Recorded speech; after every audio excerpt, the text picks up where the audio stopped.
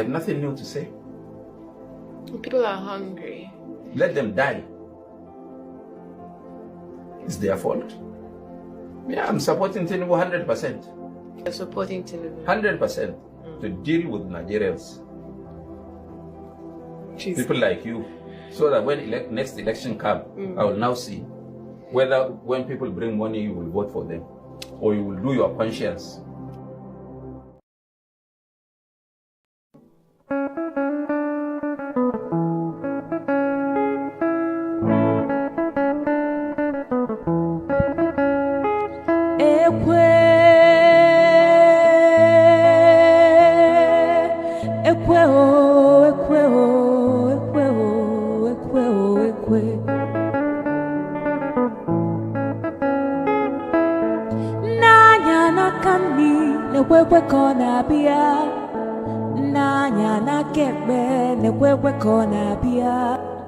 Ebem jelu ekweje gwanu mi fem geme Omo agbatalu gwanu mi fem geme Ejim gugwo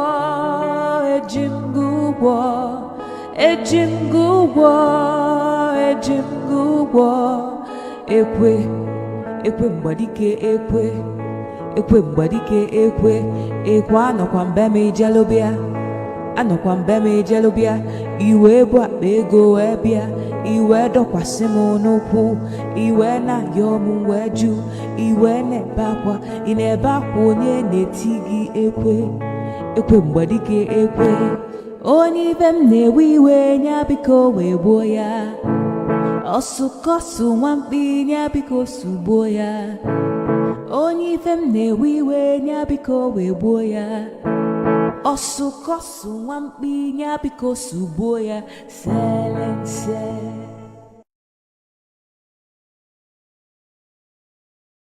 We ya biko wee gbuo ya Kodindu. You're all welcome to this continuation of the second bit of today's program. We'll be reacting to Professor Farooq's assertion. He has spoken very well. I must commend his,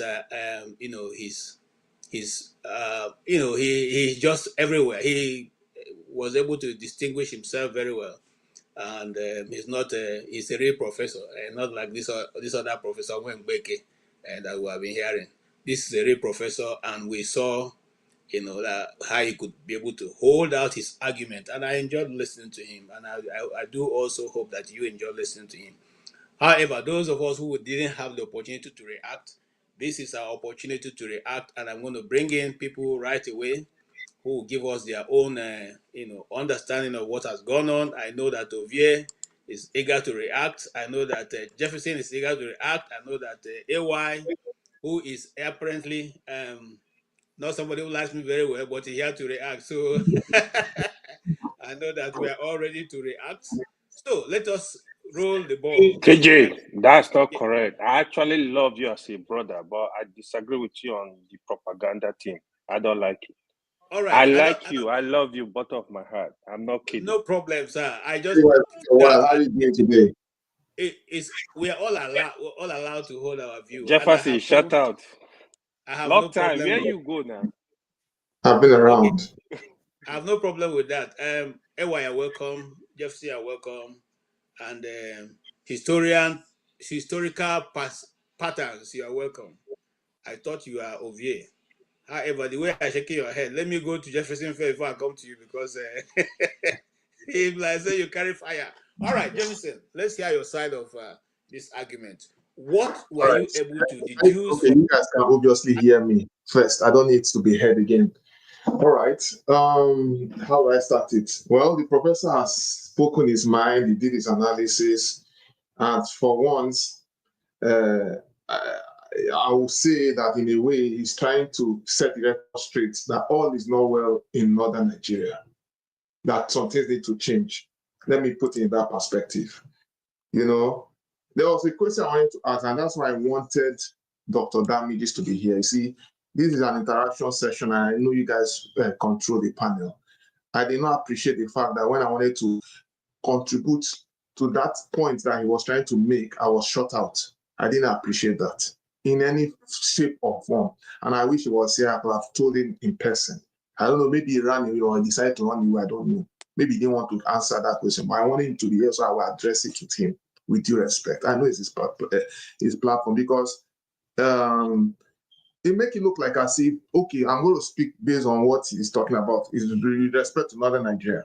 I must say this without fear or favor. The Northern Nigeria has been giving too much slack. Let us face fact. They have been giving too much slack and in the affairs of things in this country. And it has actually cost the southern part of Nigeria so much, you see. And the issue of insecurity, this thing could have been resolved if they have been honest to themselves from the beginning. The thing is that they have not been honest from day one. They have not. They have not. You know, most times when all these terrible things happen, they tend to make it look like as if, they try to play it down. And they always have this soft side when it comes to religion, you know. And because they have nurtured it for so long, that's why Nigeria needs men today. There's a question I wanted to ask, and it caught me out, and it has to do with the fact that during Buhari's regime, when this issue of Fulani herdsmen and co was happening, they will forget that the federal government was equally instrumental. They were instrumental in trying to help the northern part of Nigeria, the Fulani herdsmen, to create grazing sites and all of that. You know the problem we are facing in Nigeria, we tend to forget, or they think Nigerians forget. But the likes of me, Jefferson, I will never forget. Even if I leave this planet today, I will not forget all those small, intricate details. You see, the federal government through Buhari was trying to help the herdsmen to have a leeway, if not that the National Assembly at the time was trying to counter it.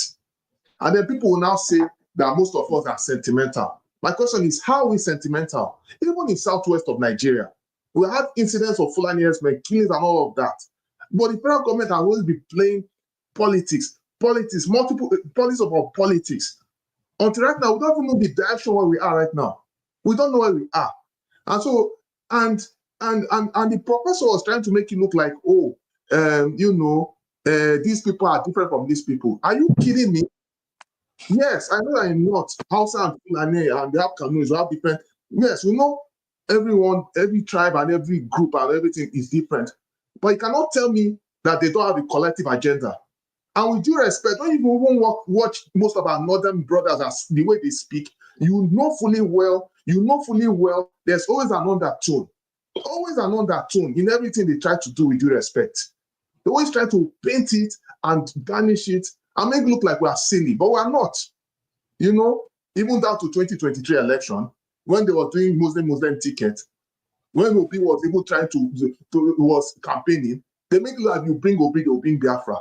Every time, and at the end of the day, these things always fall back to us in the Southeast. They make it look like we are inconsequential in politics, or we are not doing enough to integrate. But meanwhile, the people that are running the affairs of Nigeria are not being they are not being honest about things. I'm not going to paint it. I will tell you as it is with due respect. I will not insult anybody or the name, but I will tell you as it is. So that's my own opinion about the whole matter. Okay. Until the truth, we'll keep on beating about the bush. Thank you. Thank you so much. Jefferson, I want to say on behalf of Rudolph, we want everybody to ask the question, but of course we are also limited by the time frame given by the That's fine. That's the only reason why he was ordering everybody, so that at least, even not for anything, one simple question from you will go in, but we'll see how we can manage the time that the next guest comes. Whether we adopt Ovie's method, I don't know yet. But Ovie, yes, you had so much to say, and you had very little time. Can you tell us what you were able to deduce from what he had discussed? He discussed a whole variety, and some of them I must say he is very on point with it. So what would be your takeaway from it? If now one judge my submission based on say I be a smoker, it's only fair enough. No.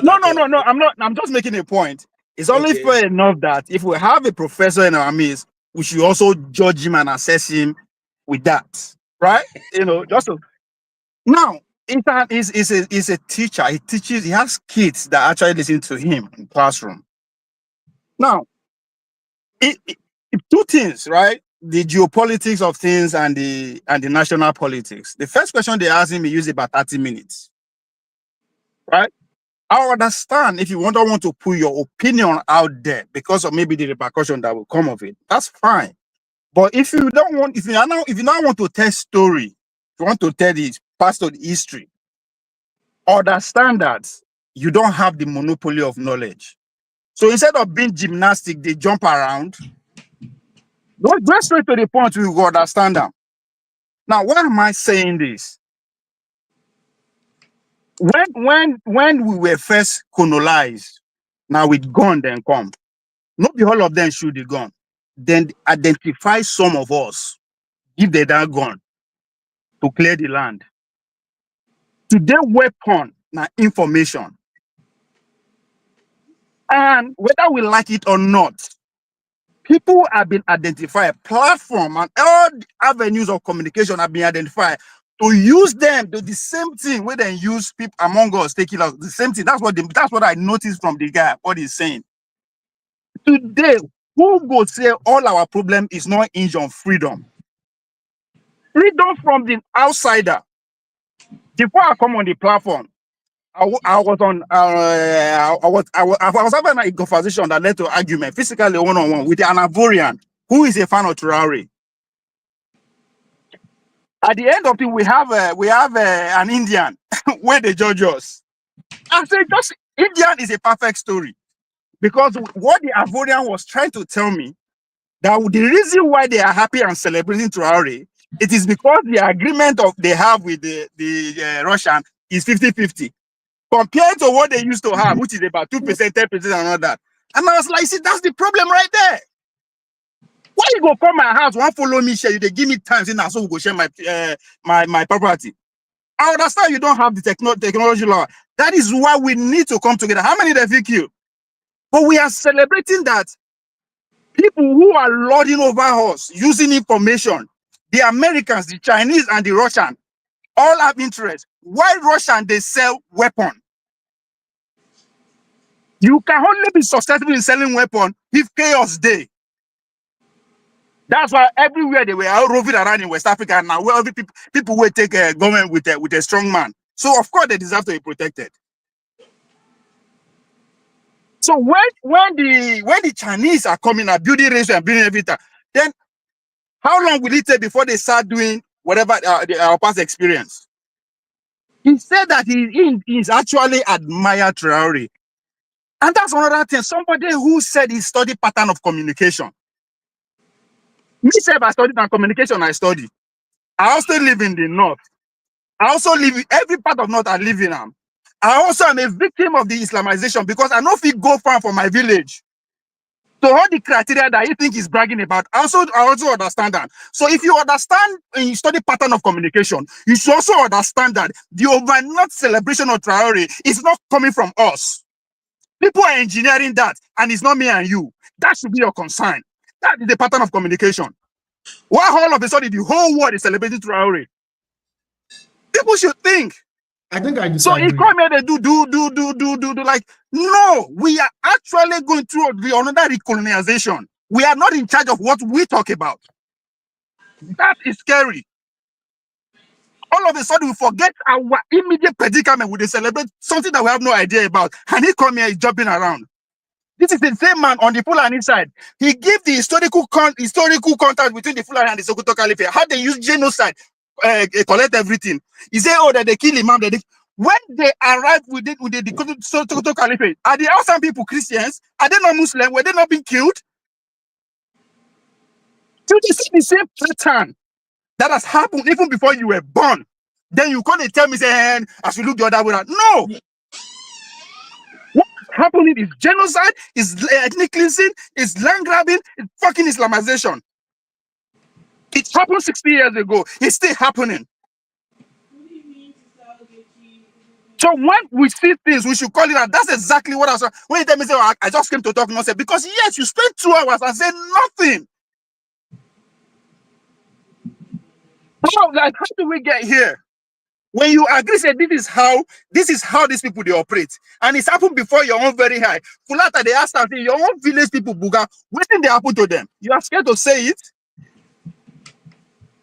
and you want me to respect you because you carry book full for your back. As at yesterday, I read 472 books on history, politics, and power.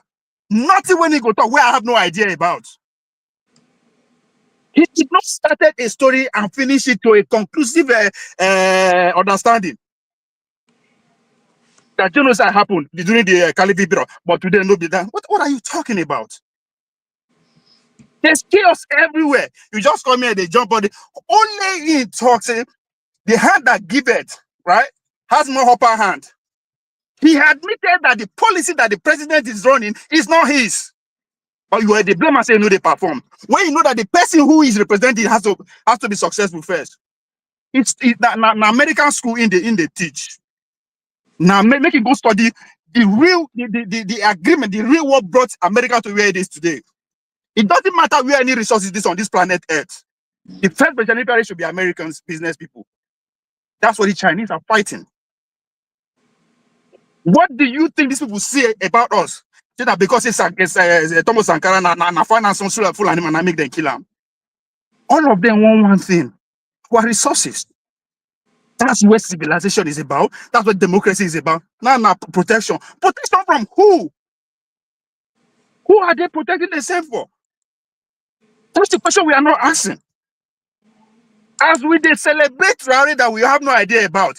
Last week, America signed resource agreement with DRC and Rwanda. How many of us know about it? Facebook is about to leave Nigeria and Instagram because federal government is asking for almost $300 million. How many of us know about it? Then you come here, they tell us story. No, we they see things. We are experiencing things. Now, before something go happen for Mendogiri, person will do it, don't say no go no like 3 months. No, we they see it's happening. I am a victim. So no can tell me story one. AY 90 years old. AY 90 years old. He's also a victim. He might not agree, he might not admit it. If people for Jato know if he speak Arabic, he learn it. My father name is Akbaje. We are also a victim of Yoruba colonialism. So don't come and tell me what I can say. They see I'm not blind. So that is my anger about the guy. He said nothing other than what is actually happening. We are being colonized again, and they are using the intellectuals. Believe that you understand the pattern of communication, but you cannot understand what they use to replace USID, which is you. All right. If you carry 10 people from Nigeria to come and listen to the man, what will they understand that he's talking about? That's our problem. In the name of being intellectual. OJ, can I ask you a question? No, go ahead. Please. So I was going to ask you that. You don't ask any question. Don't ask any question. Don't ask any question. Please. Leave it. Now let you use my time to ask questions. Okay. No, hold on. I want to learn from OJ. Okay. Please. I get the question when you want to answer. If you allow me to answer it. No, I didn't ask. Who did they colonize us, Abi? I am moderating. Sorry, sir. Allow me to moderate. Now, Ovie. Sir. One question for you. Yes, sir. Do you think, like what you have said that the intellectuals are using the intellectual capability and in collaboration with the West to hold the people down? Are you thinking that is working for Nigeria, or is it that we now have taken control of our communication? That's what I was trying to communicate to him. Is it that the so-called fake news and information, they say there's so much fake, information and all that. Is it because lies? Is it today that lies started in this world? Have they not been telling lies before? So how come now? No. See, information that's not true have become a problem to the society. If you are telling lies out of ignorance, it's acceptable. That's why I give that background. Say, in a professor, we should hold him to that standard. Only him conclude, say, who they give, now get upper hand. Who give him a job? Now me and you, they buy his book when they write. So I don't expect him to come and see things the way they are, because Jide is trying to house the colonizing us. The first people that are going to colonize us, where did they come for? Now because we did the Hamson, they came for our resources. That has never changed, and it will never change. Doesn't matter how they build story around, because women be our storytellers. Doesn't matter what story they build. Whatever it is, they are after your resources, nothing else. Traore is not paying Russia with money, spending resources. We are not paying the British and Americans with. We are paying with our resources. I mean, that is not rocket science at this point. It's not anymore conspiracy theories that we are not in control of our resources. Then who is controlling it? And with the best, we know they progress. How can you progress when you don't have means to prosper? How can you progress when there's always chaos? And the man who is setting you chaos will also send guns to you. And we are not seeing that. God will bless us. The carry Pope give us in the next couple of days. We will celebrate them. Okay. So the idea we should start questioning what is the replacement for USID. Because now the ideological war is on. We are coming to that. Jide, your question, 1 minute. Please don't explain. Just asking the question. If you don't have it, then leave it. Okay. Thank you, KG. Thank you. Yeah, I was going to say I understand everything Ovie is saying. A lot of the things he said is very fascinating. You see, but we need to understand the context of certain things. For us to be sovereign, we need to understand that we are weak. Burkina Faso at the moment is a weak country. The idea that Russia and China are coming to steal Africa's resources and are coming to colonize like America and Western Europe is completely false. Because this is propaganda from the West. This is what they used to confuse our heads. They will come and say that Russia is coming to colonize. They went to Central African Republic to go and steal resources. We are praising all these our heroes. We are praising them because we contradict ourselves. Can I answer you? But the question I want to ask is, why is it that our great leaders, they always associate with Russia and the Soviet Union, and they are doing very well, but our puppets, but at the same time, Russia and China is colonizing us. So how can you explain that contradiction? I want to answer that question. I started by saying the people, if you not believe the Chinese will come and colonize or anybody is coming to colonize us, the simple question is that those that colonize us, why did they do it? And resources. What are we paying the Chinese with? Why you could not see it is because then they came to live with us. It is 2025. You have them in your pocket. If they want to kill Traore, me and you no go know. Everything is autonomous. Russia is in war. All their generals are well protected. They blow one off in their front last week. They will use our head. Chinese are not building railway for all of a sudden because they just realize they will be our brothers and sisters. No. They need our resources. Now, you can argue that we they allow them take advantage of that. That's a different conversation. That's where the weakness come into play. But how can we get stronger when we are fragmented? Burkina Faso not defend themselves from a county from New York. In terms of their police and Burkina Faso military. They can't. Let's stop deceiving ourselves. The reason we have the same fate all the African continent, it is because we are not free, and there's no way we can free when we are segmented. Chinese will be 1 billion, rest of this one. See what they are facing today. So if you don't have to accept the word recolonization, but you cannot deny the fact that when the British arrived, it was because of our resources. When the American arrived, it is because of our resources. When the Russia were here in the 70s, that built Abeokuta steel, what did they collect? Now cash, do they pay them? So that's why I say now historical pattern. But Ovie, hold on. Now, if you and I'm going to put you on the spot. If you are the person who is running Burkina Faso, for instance, now, and you find yourself in a position where for over 60 years a particular superpower have taken over your country, and nobody is benefiting. You are not benefiting. Your country is not benefiting. And somebody offers, or you see an opening that can give you some advantage, some resources, some development, would you rather take it or continue to remain where you are? Okay. As a Nigerian, our faith is not our faith is not different. If you accept the fact that we are better now, yes, maybe they should go with the Russian and sign 50-50 agreement. If you accept that Nigeria is good. When you are answering that question, bear in mind that there's no country that you can point to that Russia colonized. Is there anyone? That's why I say it's the point. The times are different. Technologies are different. Actors are different. See, what you need to understand is that what you cannot protect is not yours. America have their military base in 150 countries. Why? It's about the resources. That's what I'm saying. No, but you're not Hold on. See where we are.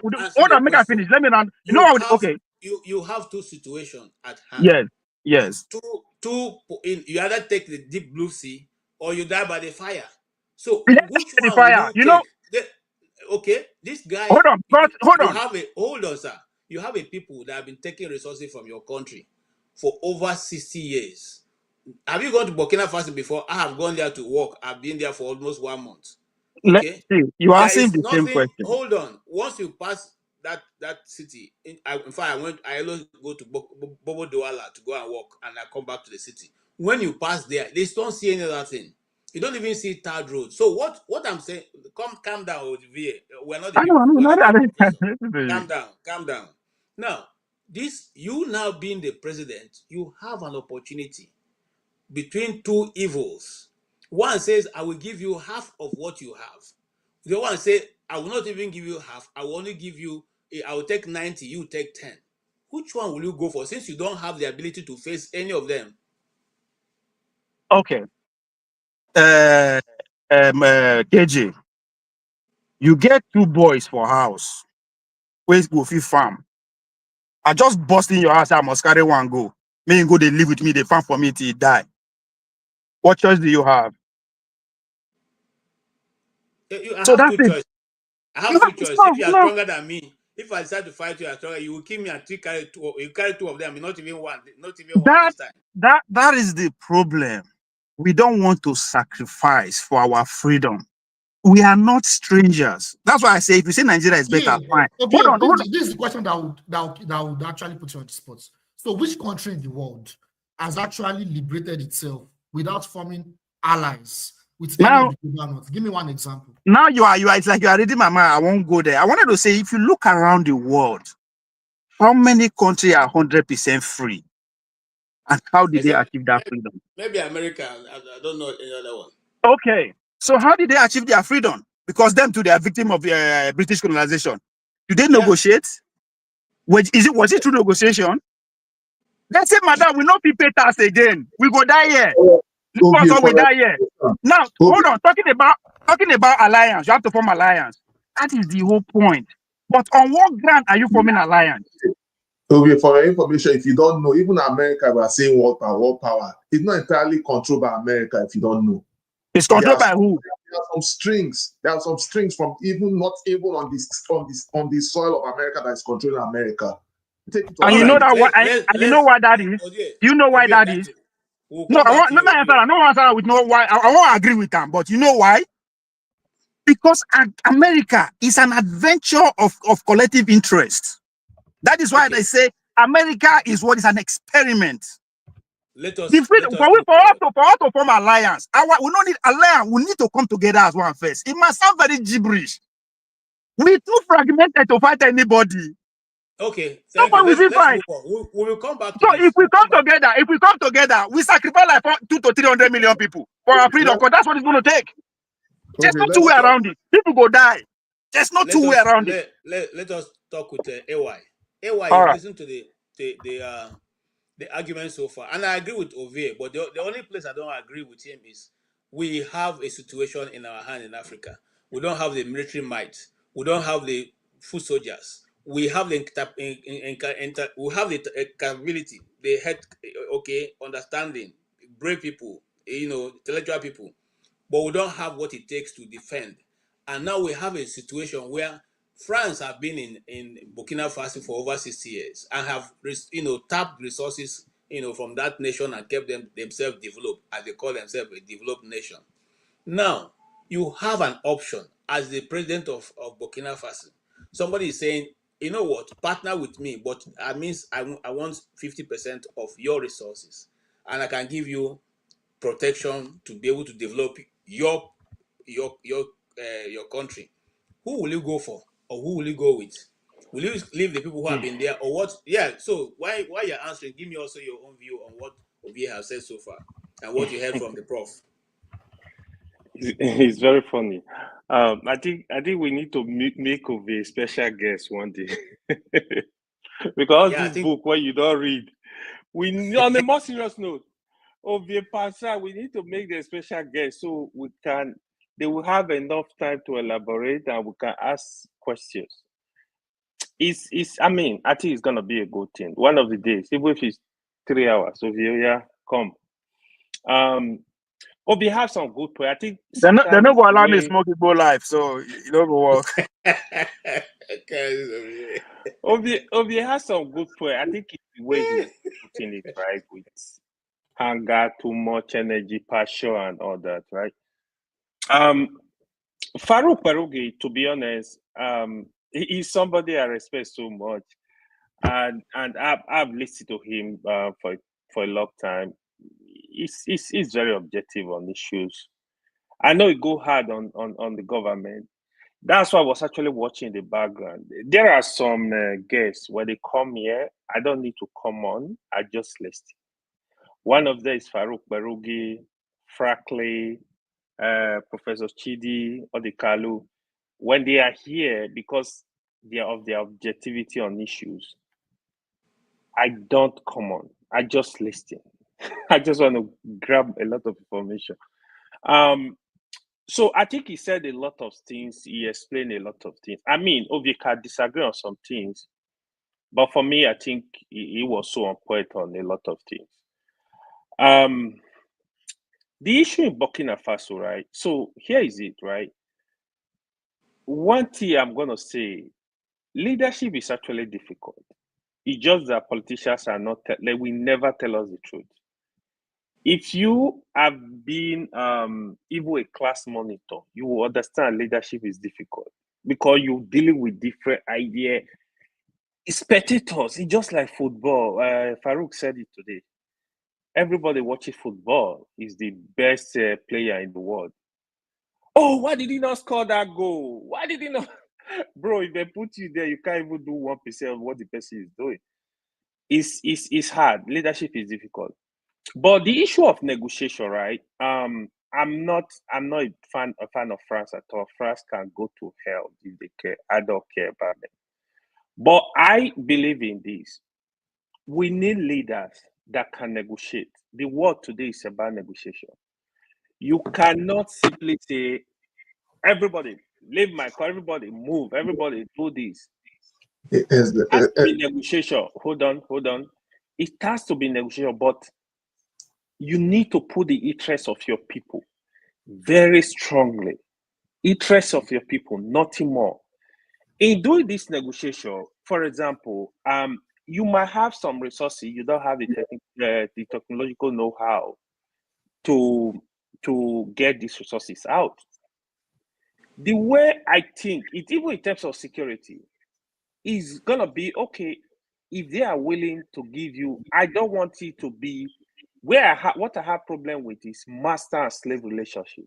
Yes. Don't ever do that with your country, and have a negotiation in such a way that tomorrow, if it's not serving your people, you break it and heaven will not fall. So this is the kind of mindset we need to have. It should not come with hatred. It should come with pull your eye on the ball. It has to be real negotiation. You want to negotiate, okay, you are going to protect my country for now. Yeah, I can negotiate and give you some stuff. Oh, you are getting my resources. Okay, you can take 10% of it. I'm fine. My country is fine. As long as we are getting the results. So I think that is one thing we don't have yet, right? That is why when you see America, the way they operate, right? America, they don't have enemy. They have enemy, they don't have enemy. If an America see reason to have negotiation with Russia tomorrow, they will do it. It's all about interest. They want to negotiate with Iran, they will do it, even when you consider that they are enemy. So I think this is the mindset we need to have. It's not about hate. It's about what is good for our people, what is good for my people, the interest of my country, not at the detriment of your country because of personal greed. You go talk to Frank. Hey, Frank. No. Okay. If you are thinking of slave master relationship, is out of it. If any country want to deal with you that way, tell them to fuck up. Just face your country. Thank you. Okay. Thank you, Ewa. I appreciate that. So, Jide, you have heard what Ewa said, which I, totally agree. Sometimes when we are Igbos, we are marketers, so you always choose the option. Yes, that's the truth. We'll come to everything with business mind. We choose the option that will best suit your market for you. In this case, while you are answering the question, has Traore made any grievous mistake by going, towards Russia and China? And by the way, he said that we're always looking for strong men. Do you believe that Africa is always looking for strong men or leaders who can have their interests? Yeah, thank you so much, KJ. These are very interesting questions, and I would answer it straight for so this is how it works. So you see, currently, we live in a world where the countries that are weak politically and militarily, they are exploited. They are easily exploited. And countries that are strong, they don't find it easy to exploit them and dominate them and extract their resources against their own will and interest. And many African countries, they fall into the first category. A lot of these African countries, they are weak. Nigeria is a weak country, politically, economically, militarily. Burkina Faso is a weak country, politically, militarily, economically. So now, Burkina Faso has been dominated by France. I agree with AY, 100%. They have to break away from Western imperialism. I've talked about this so many times, that a lot of countries that have broken away from Western imperialism, they actually move to the East and they tend to liberate themselves. Cuba is one example. Without the help of the Soviet Union and even modern day Russia, it could have been more difficult for Cuba to liberate itself. Not because Russia is colonizing Cuba, not because Soviet Union is colonizing Cuba, because like I said, this is Western propaganda. And unfortunately on this show, a lot of panelists tend to spit Western propaganda, which is dangerous.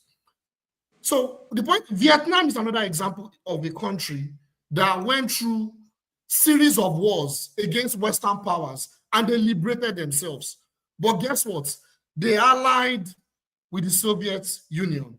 And now Vietnam is a sovereign country. Vietnam is not colonized by Russia.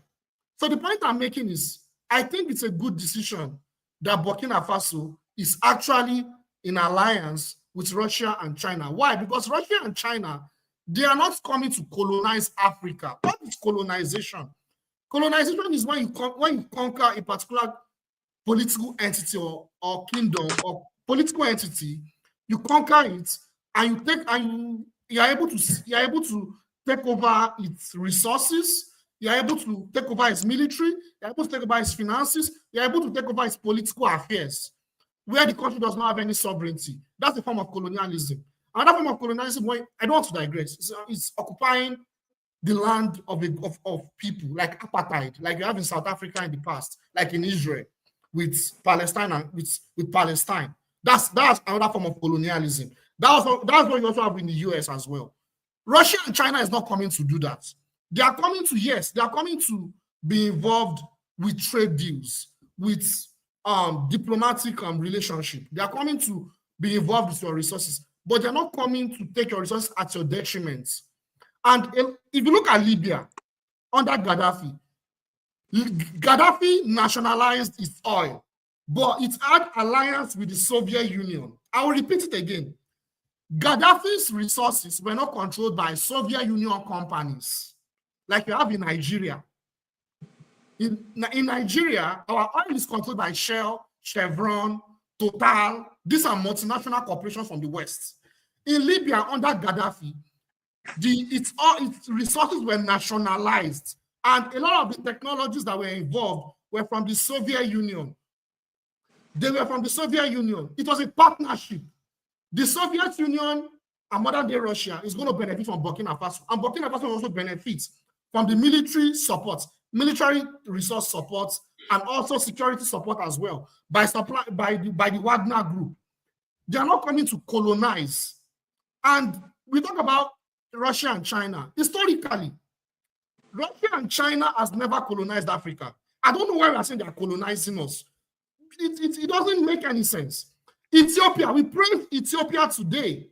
We praise Ethiopia as the only country that was not colonized. You know why they were not colonized? They fought tooth and nail against the colonialists, and it was the Soviet Union and the Russian Empire that supported Ethiopia.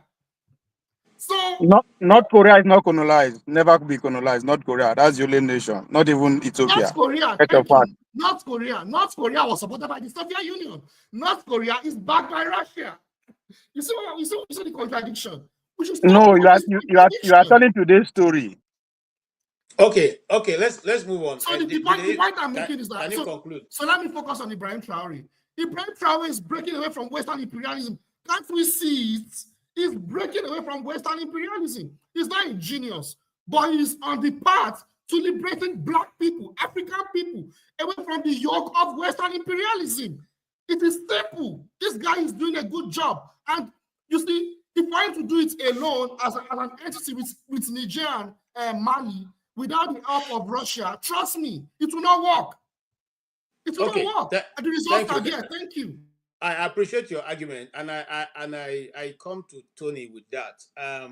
Tony, when we were growing up, I think I still remember when they were trying to sign the Ajekuta steel mill. Some of our uncles were involved, and at that time their argument, when they talk this thing, we hear, from the other side. The argument was that the reason why they were having that discussion was because Russia didn't have any other interest apart from being part of it and having some percentage out of it. But it was going to be totally built by them, run by Nigeria, but they will have some concession for it.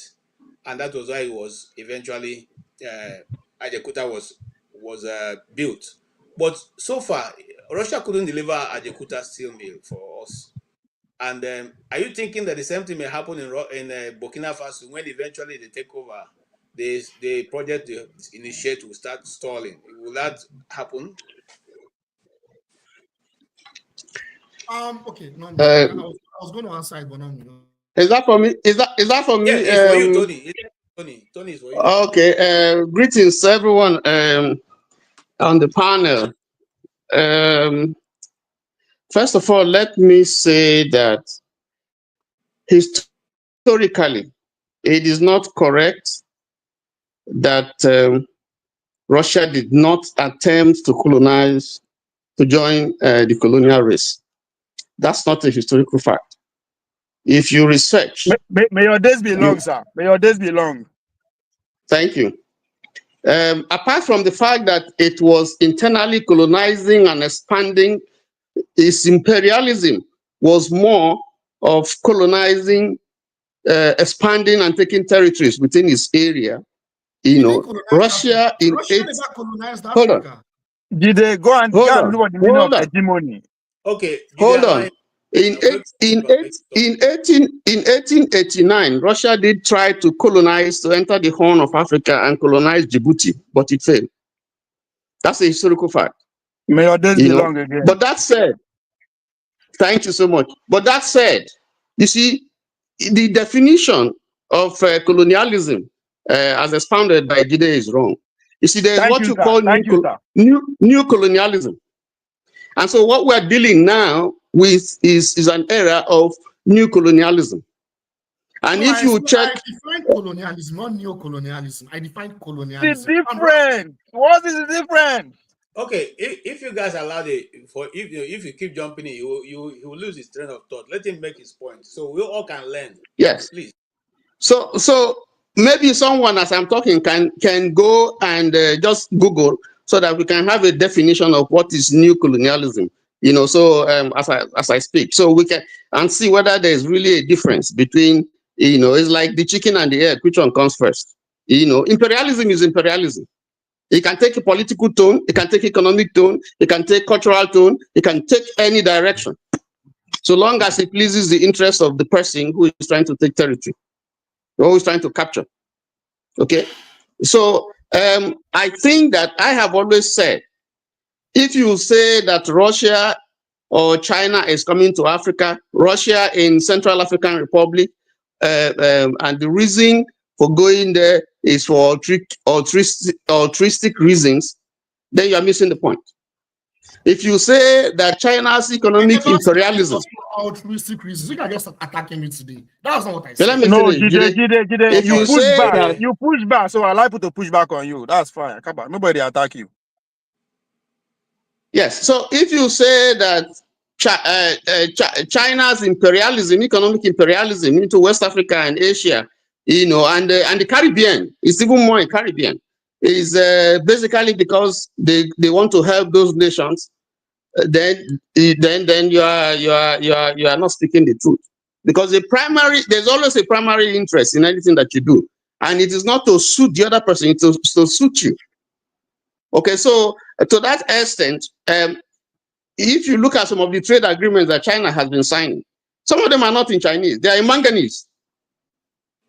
And so when they sign those agreements, a lot of the time, some of these foolish African countries will not take time to study and to decode, what the terms and conditions are. They sign, only to find out that there are some clauses that they didn't understand, and at which time they have signed away. I mean, we have some brushes with China over some aircraft and some people who did business, some Nigerians who did business, and they had to impound some of our planes and so on and so forth. You know the story. So the point is that even as we know country is an island, we need particularly, the world is a global village now, and so you need to interface, you need to trade, you need, with other countries, because no country is self-sufficient. But even in dealing with all those big powers, you must draw the line. You must draw the line, because like we say in our local parlance, if you say that I'm trying to interpret an Igbo proverb, once you derogate your own people or your possession or your brother or whatever, then what do you want the outsider to say? So that is the problem. The problem with Nigeria is that every time that we enter into these agreements with China, which is good. Now, what the Chinese do, for instance, if they are dealing with you, is that they will steal your technology. If they can't steal it, they will learn it. They will dismantle. Why do you think that when America went to apprehend Osama bin Laden, and then there was a helicopter that had a fault, they had to blow it up, because there are certain fittings within that aircraft. There are certain things within that aircraft that they know if they leave it there, anybody who picks it will take it, dismantle it, and learn the technology. So they blow it up. But the way the world is structured today. Yes, but the way the world is structured today. In fact, hold on, sir. The question now be, for an African nation that wants to move forward with the geopolitics going on, what then will be your advice to those leaders?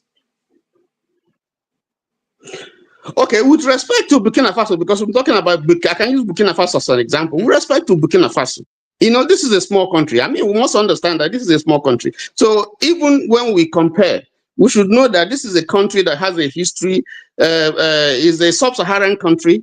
It's not, there's no way you can compare it with Nigeria, the complexity of Nigeria and the problems that we have, the challenge. One of the characteristics that you have is that you have the Fulanis there, as we are told. You have a challenge, terrorist challenge that they are facing, which Nigeria is facing.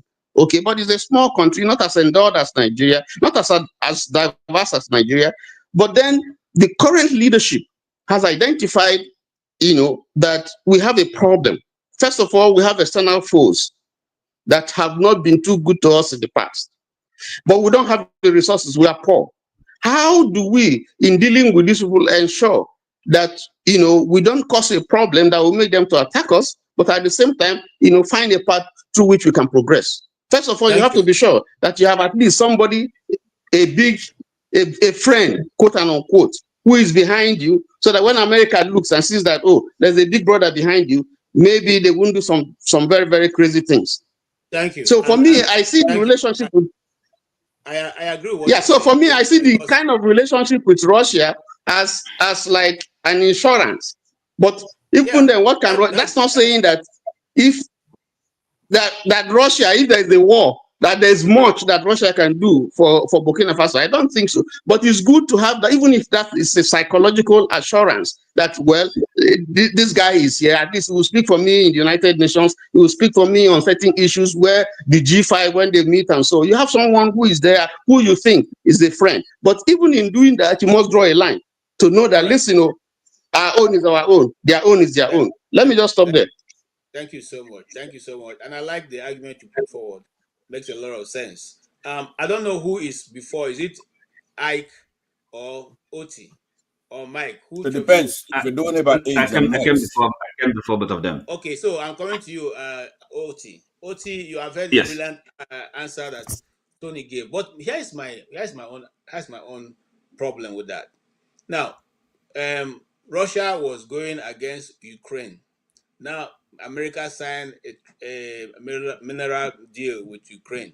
Now, Russia is forced to stall from going into further attacking. Do you think this may be what also some African leaders want to do sometimes, that maybe overtly they overplay their hand? Or is it just like Ove said, that this is just a dance of the devil? It doesn't matter who is there. The question is, as long as you don't have the mighty force, you cannot dictate what happens. They can do whatever they want at any time. How do you see it yourself?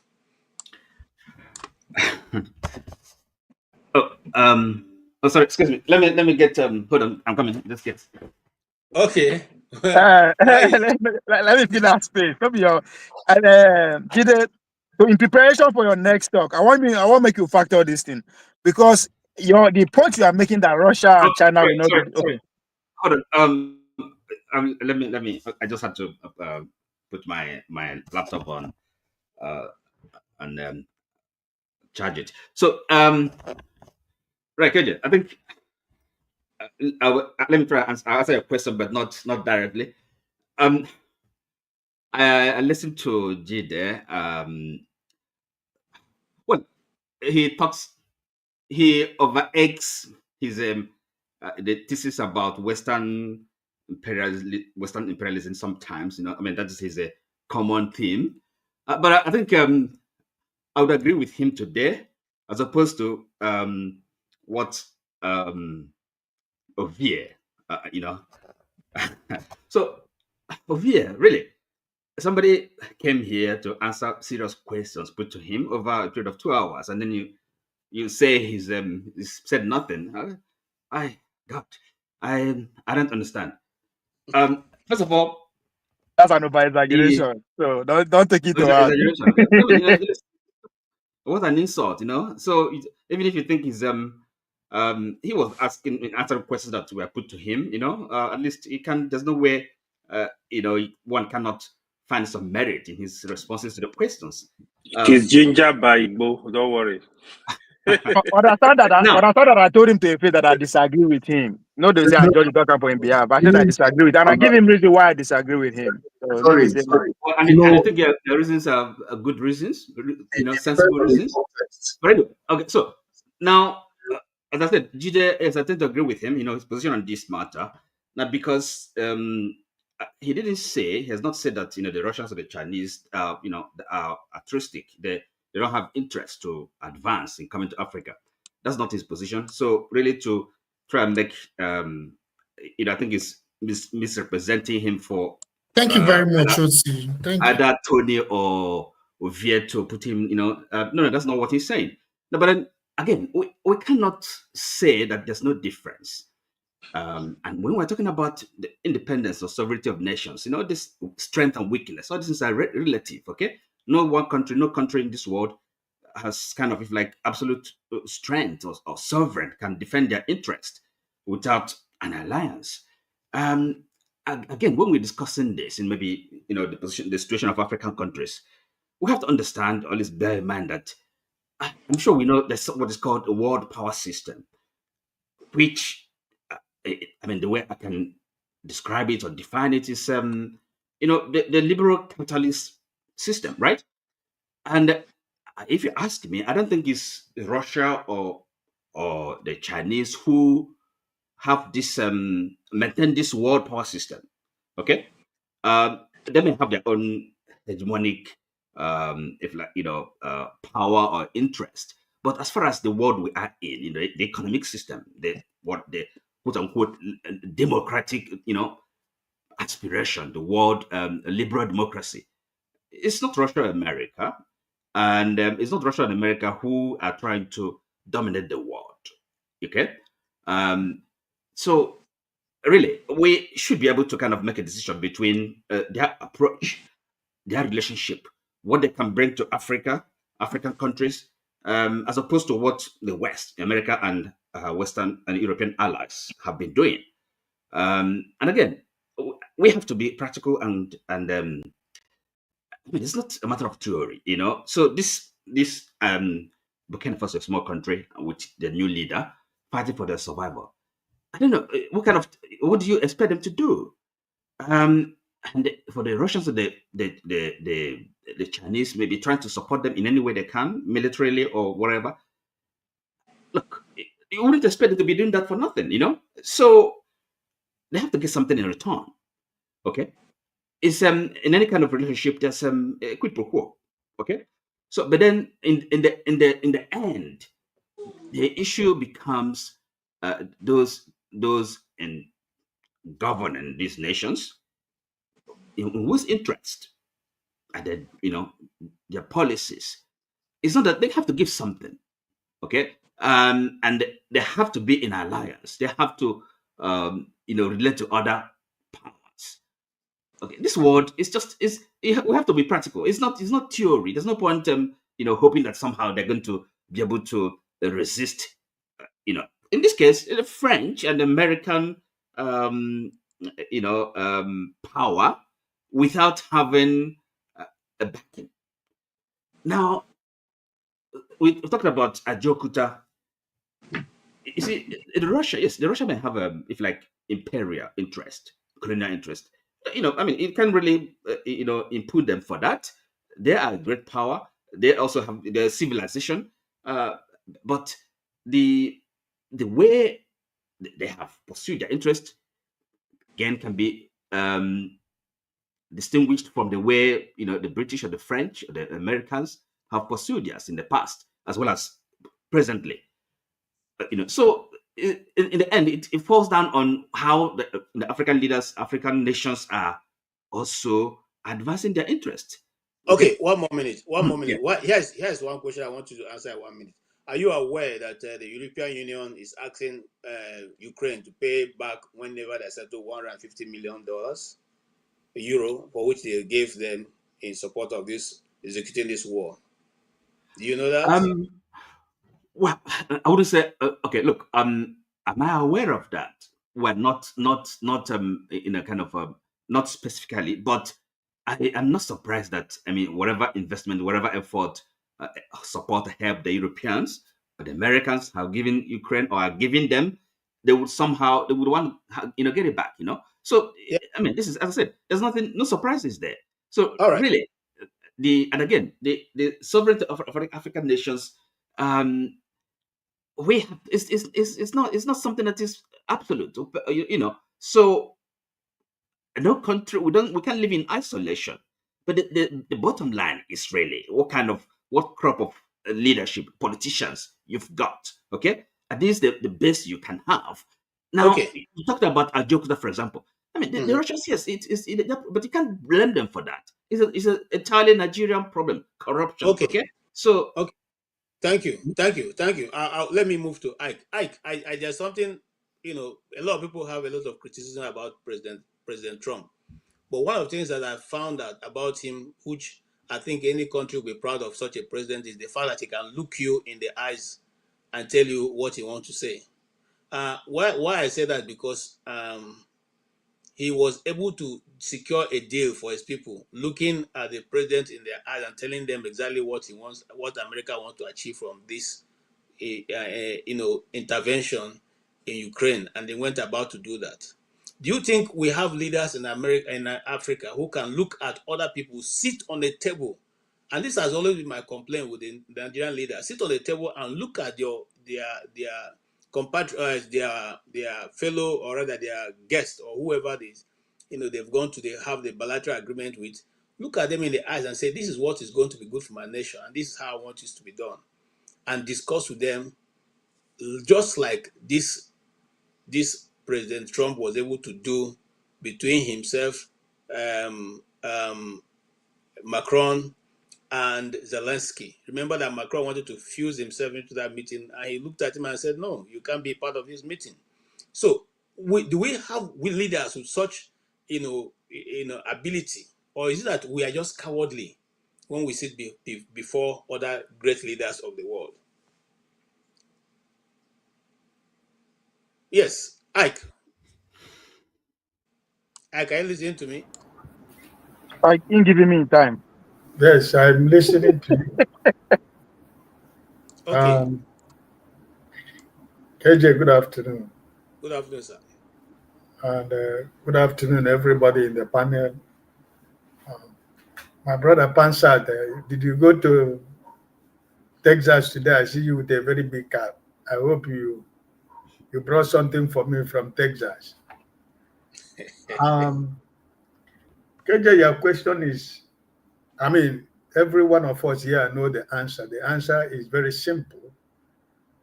The African leaders we have today, or we have been having before, the people that are supposed to sit down on the table face to face for you to tell them anything, they have your file.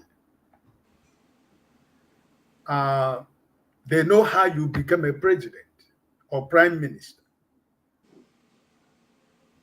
For everything you have to do, they will tell you what you have to do. Because if you don't do what they want you to do, it's either they expose you to your country, to the world to see, or they will sabotage your government. So that is one of the greatest problem African continent has. And because the same people that you want us to sit down in the table face to face to be able to be bold enough to tell them what you want, they are the same people who manipulate the political process in Africa and put somebody that they want. Because I don't know, maybe outside South Africa, or what happened in Senegal the last time, or a country like Namibia or South Africa, where the people's vote counts. Majority of the African countries, the people's vote don't count. When we had strong leaders in Africa, it was the days of Rawlings, but they are military men. Like Thomas Sankara, they were strong men, but they are military men. And America and the Europe, they normally don't want to deal with military men. They will tell you it's not democracy, but they know why they don't want to deal with military men, because it's only a military man like Rawlings who will tell you what they want to tell you in your face, right? So some of the leaders in Africa we have that could be able to sit down and tell the Americans or Europeans face to face, people like Kenneth Kaunda of many years ago, people like Julius Nyerere of so many years ago. Those people, we don't have those leaders right now. So you look at the man who was able to somehow be able to tell America what he wants, the president of South Africa. Is he what they are doing right now? Is it the way America and the rest are ganging up against the president of South Africa? So our problem, KJ, is the issue.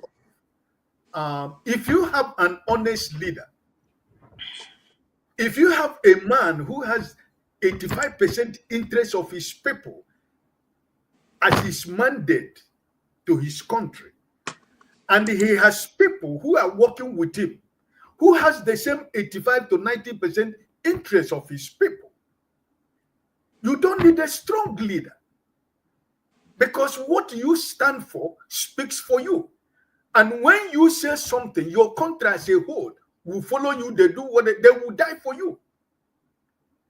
But for the fact that right now the elections we conduct in Africa is always manipulated, and somebody is not who you voted takes power, what are you going to do? Example right now of your country, your president right now, his file is with FBI. I was hearing they're going to release it this month. I don't know which is true or not. But there's been many stories The secondary school or the primary school he said he attended never existed by the time he said he went to the school. There are so many stories about the man who is your president that has been proven to be false, but he's still your president. And these people that want to sit down with you are the same people that are telling him what he has to do, otherwise we tell the world who you are. And why is America putting a blind eye what is going on in Nigeria? Why will America support the man they knew very well that is not credible, that is not qualified to be a president of a country? He can't even be a mayor in America. They know that this man who is your president cannot even be a mayor in any city in America. But they allow him to be the president of Nigeria, the most populated black nation in the world, a population of more than 250 million people. If we have a genuine census, we never had a census in Nigeria. So who is that president in Africa who is going to stand to say America or European Union, listen, this is what I want? So what the president of I live in the Francophone country for 13 to 14 years. Between Mali, Burkina Faso, Niger, Senegal, Cote d'Ivoire, it is only a country like Senegal that can be able a little bit to say no to French. Because the Francophone countries in Africa, if you live in Francophone, if a Frenchman comes to Mali, for example, he will not show you how you develop.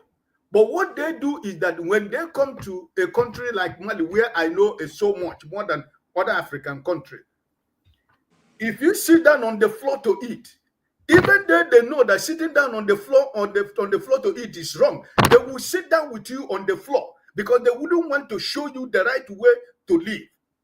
But why they sit down on the floor with you, they will take everything that you have because they will tell you you don't know anything and they are not ready to teach you anything. So this is why you see that when you look at the countries in Francophone who are fighting against France right now, it's mostly Burkina Faso. In the days of Thomas Sankara, it was Burkina Faso. And the same French people organized with Cambodia, they took away this man. So what this young man is doing, if actually what they're saying is right, like the last person who spoke, there is no country that doesn't have relationship with other countries. America also. America have relationship for their own interest. And you were asking about the issue of European Union and Ukraine. There is no how European Union said it from day one. They cannot defend Ukraine at the end of the day that they are not getting anything in return. It's normal. It's politics because Ukraine can't defend themselves alone. So they need European Union. They need America. So if they feel that the only way that they can get their security, if they feel the only way they can defend their country is by giving us something to European Union and America, why not? But the problem we have in Africa, for example, in our own country, Nigeria, where are the multinational companies that we have in Nigeria that we are supposed to be speaking? But these are the people that the political elite in your country, they have connived themselves as a family empire. And they are now talking about your time in Ivory Coast, I once went to do a story in Ivory Coast, and the whole of my team we realized that, please enlighten us also, so that for those who do not know, we realized that there are two parts of Ivory Coast. I mean, the two parts of I thought it's Mali. Capital. No, Mali. It's Mali. I know a lot. It's in Mali. Okay. Not Ivory all right. Coast. You know, we went there, and there's a part that belongs to the French. You can't go in there except you have a French passport or you have an American passport. We went in there because of one of our guys who have the American passport. But what am I trying to say? I'm trying to say that this particular part is totally like France. Everything works, the hotels and everything. Unlike the other side from where we are coming from. So now these are the, yes, these are the difference that also exists in Liberia. Also, there's a part that only Americans live, and only those who carry American passports that are there, and then Right. the rest is free town. But this place has a gate, and you can only access it with your passport. Now, this is the division that have been found in Africa, and it has continually progressed. Okay. The question now for African leaders, I'm coming to you, Michael. The question now be for African leaders, which is the way forward? What can we do differently to minimize or cut off this sort of segregation, even in our own homeland? We're not talking about taking away our resources. We're talking about even coming to our own city, dividing it, and using your own currency or your own only for your own passport, your own document that you can use to access such a place. Do you think that way can ever change in the near future? You mean okay? KJ, you're doing a wonderful job. Your moderating today is an excellent. I like that. And good afternoon, all everybody. Now because they fear me. I know. Ovie, I beg, relax today. I mean, I know you too much today. You are really hot. You're on fire. You're on fire. And I'm answering your question that you asked. When you look at the totality of African history, we have a lot of how African came to being, and we have been the subject of other nations in the world. You see, when it comes to leadership, we do have leaders, but our leaders are not obviously patriotic enough. Patriotic enough. That's why I tell a lot of Nigerians, they say, oh, I love Nigeria, I'm patriotic. Who wants to die for Nigeria? Can you tell me if a revolution starts today, how many of us here, I know some of us will say, yes, we're ready to carry, say, I want to be in the front. Ovie, the lie, your enjoyment you're having here. So thank you so much, Michael. Thank you. I gave my youthful age to Nigeria, so you can't doubt me. I gave 10 years to Nigeria, so you can't doubt me. Okay? I agree with you. I'm not doubting you, don't get me wrong. But I'm saying in the excess of what is happening now in Africa as a whole. You see, and I can explain everything. Everything that is in Africa is controlled by the outsiders. Our leaders is controlled. That's why when Ovie was talking about Burkina Faso, I'm telling you, I'm ready to pack my baggage and go to, if Traore will allow me to come to come stay in the country. Because you know why? This is somebody who wants to change something for crying aloud for just short period of time. I don't know if everything is going on the internet that we're seeing is propaganda.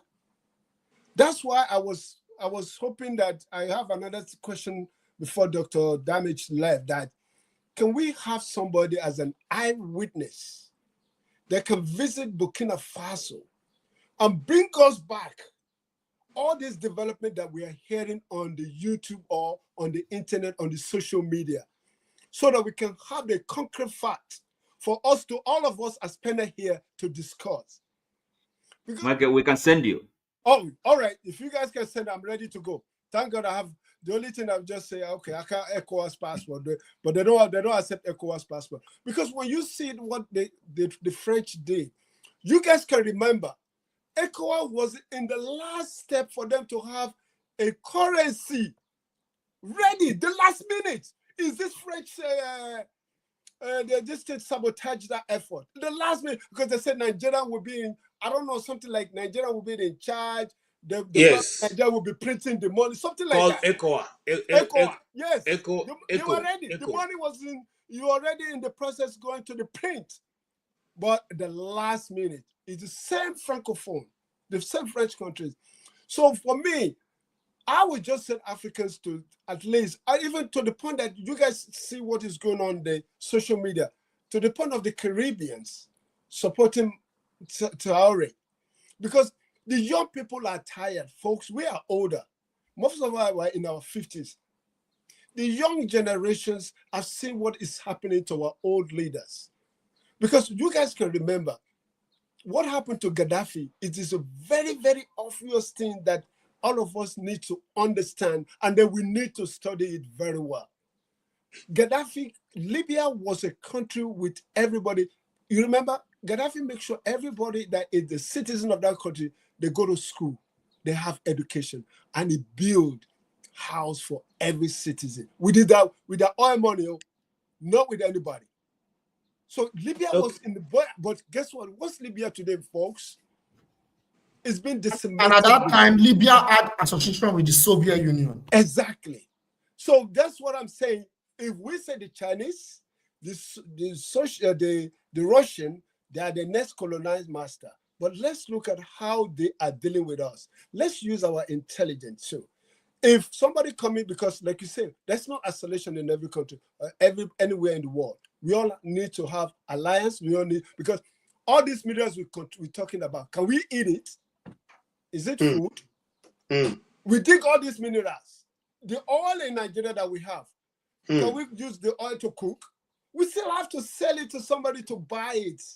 But guess what? He has to be in an agreement. Let my people get 80%. You take 20%. That's it. Let my people have 80%. And you, the company that is coming, take 20%. That's a good bargain. Even 30% is a good deal. Okay. But guess what? We have been dealing with the so-called European, the imperialists for so long that want to take everything from the table. So it is now time awakening. That's why I told, what I wrote in the message, this thing in the text I wrote, these folks now, they are not protesting.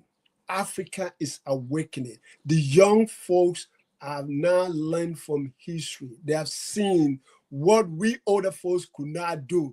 And thank God for the age of social media. Everything social media may not be 100% truth. Just like the day when we are growing up, the British were controlling the information age. They were giving us what we want to hear, because I remember those days, all we tuned is with the BBC London to hear the world news. Are they giving us the truth at that time? No, they're not. It's what feeds them, what feeds their nation, what they want us to hear. But now, there's somehow a little bit of check and balances. Because when you say this, social media will pick it up and run with it. And then a counteract information will come out. So that's what I'm talking about. So, I mean... Thank you so much. And to just agree with what you said, you see, that's why this new White House, when they took over, they invited some social media, guys, those whose channels are on social media. They have seats now in the White House, so they can also report alongside the traditional media. But I'm coming to you, Pansa.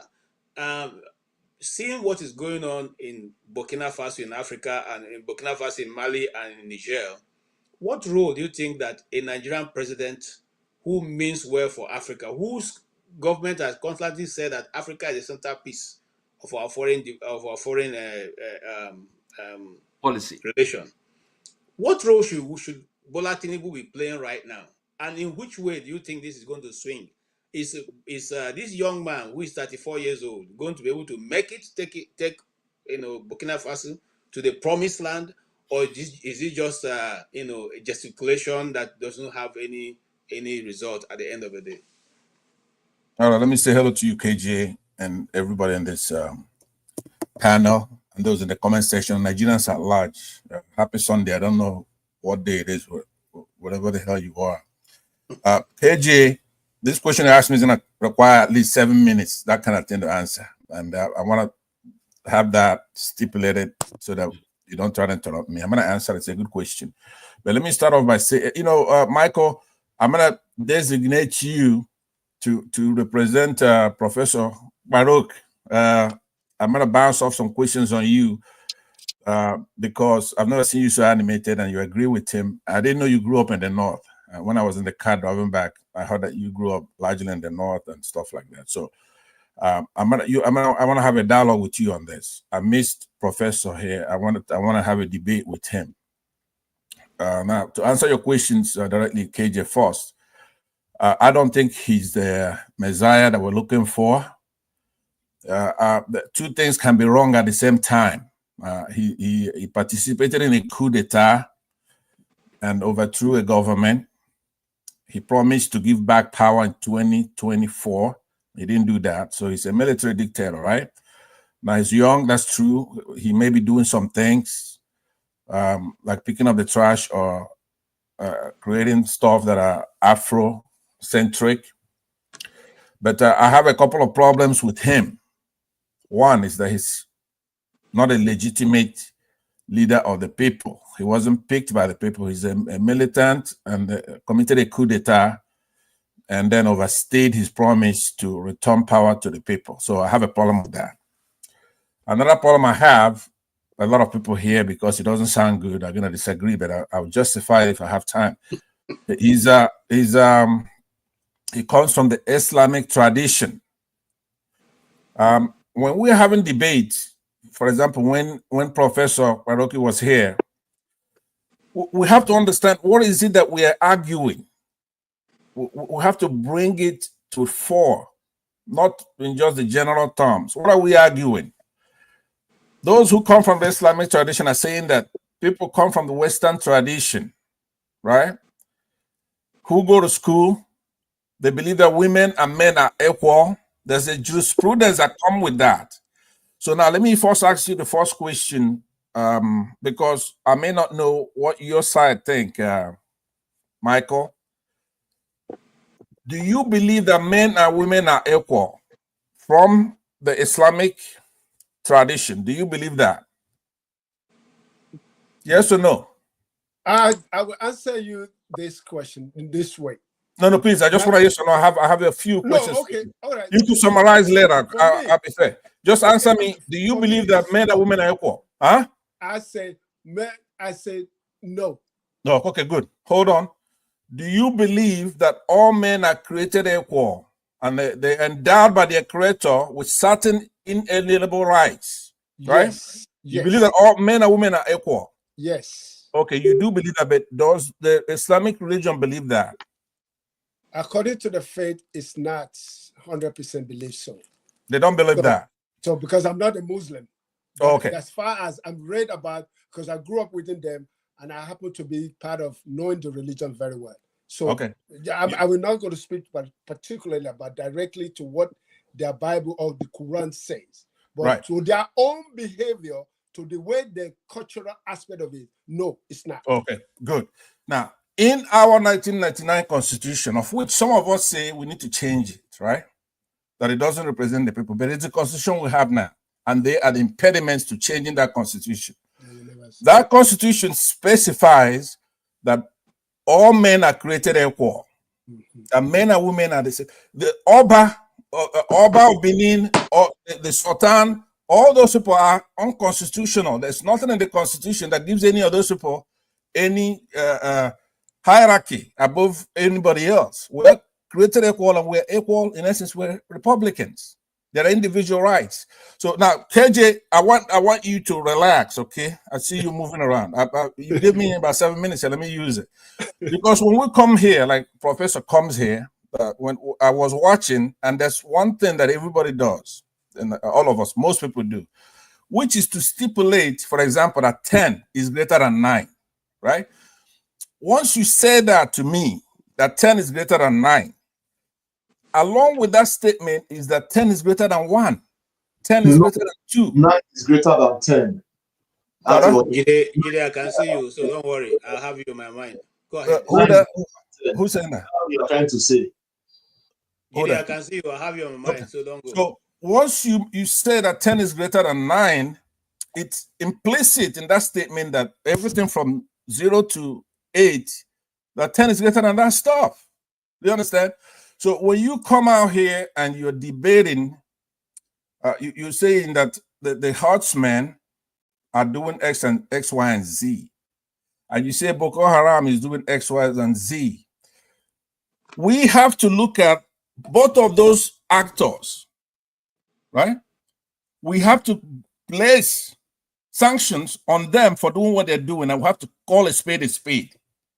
We know the anthropology of our Fulani guests in the country.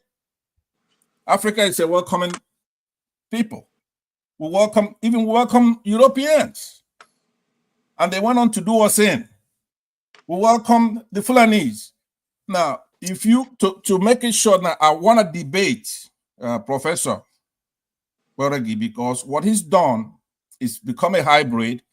He's coming to the United States, the European jurisprudence. He has that and mastered that. And so now he also tries to retain some of his people stuff, which is okay.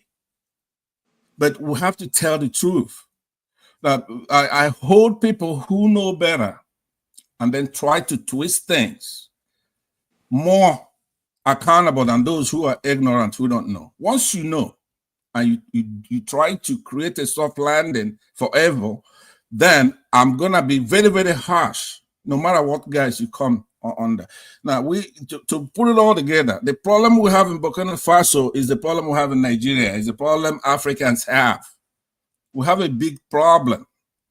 If these people from the Islamic tradition would work together with people in the Christian tradition and try to create unity for our country, unity of purpose, whereby education. Now, you have to understand the debates we're having are things like education is not good.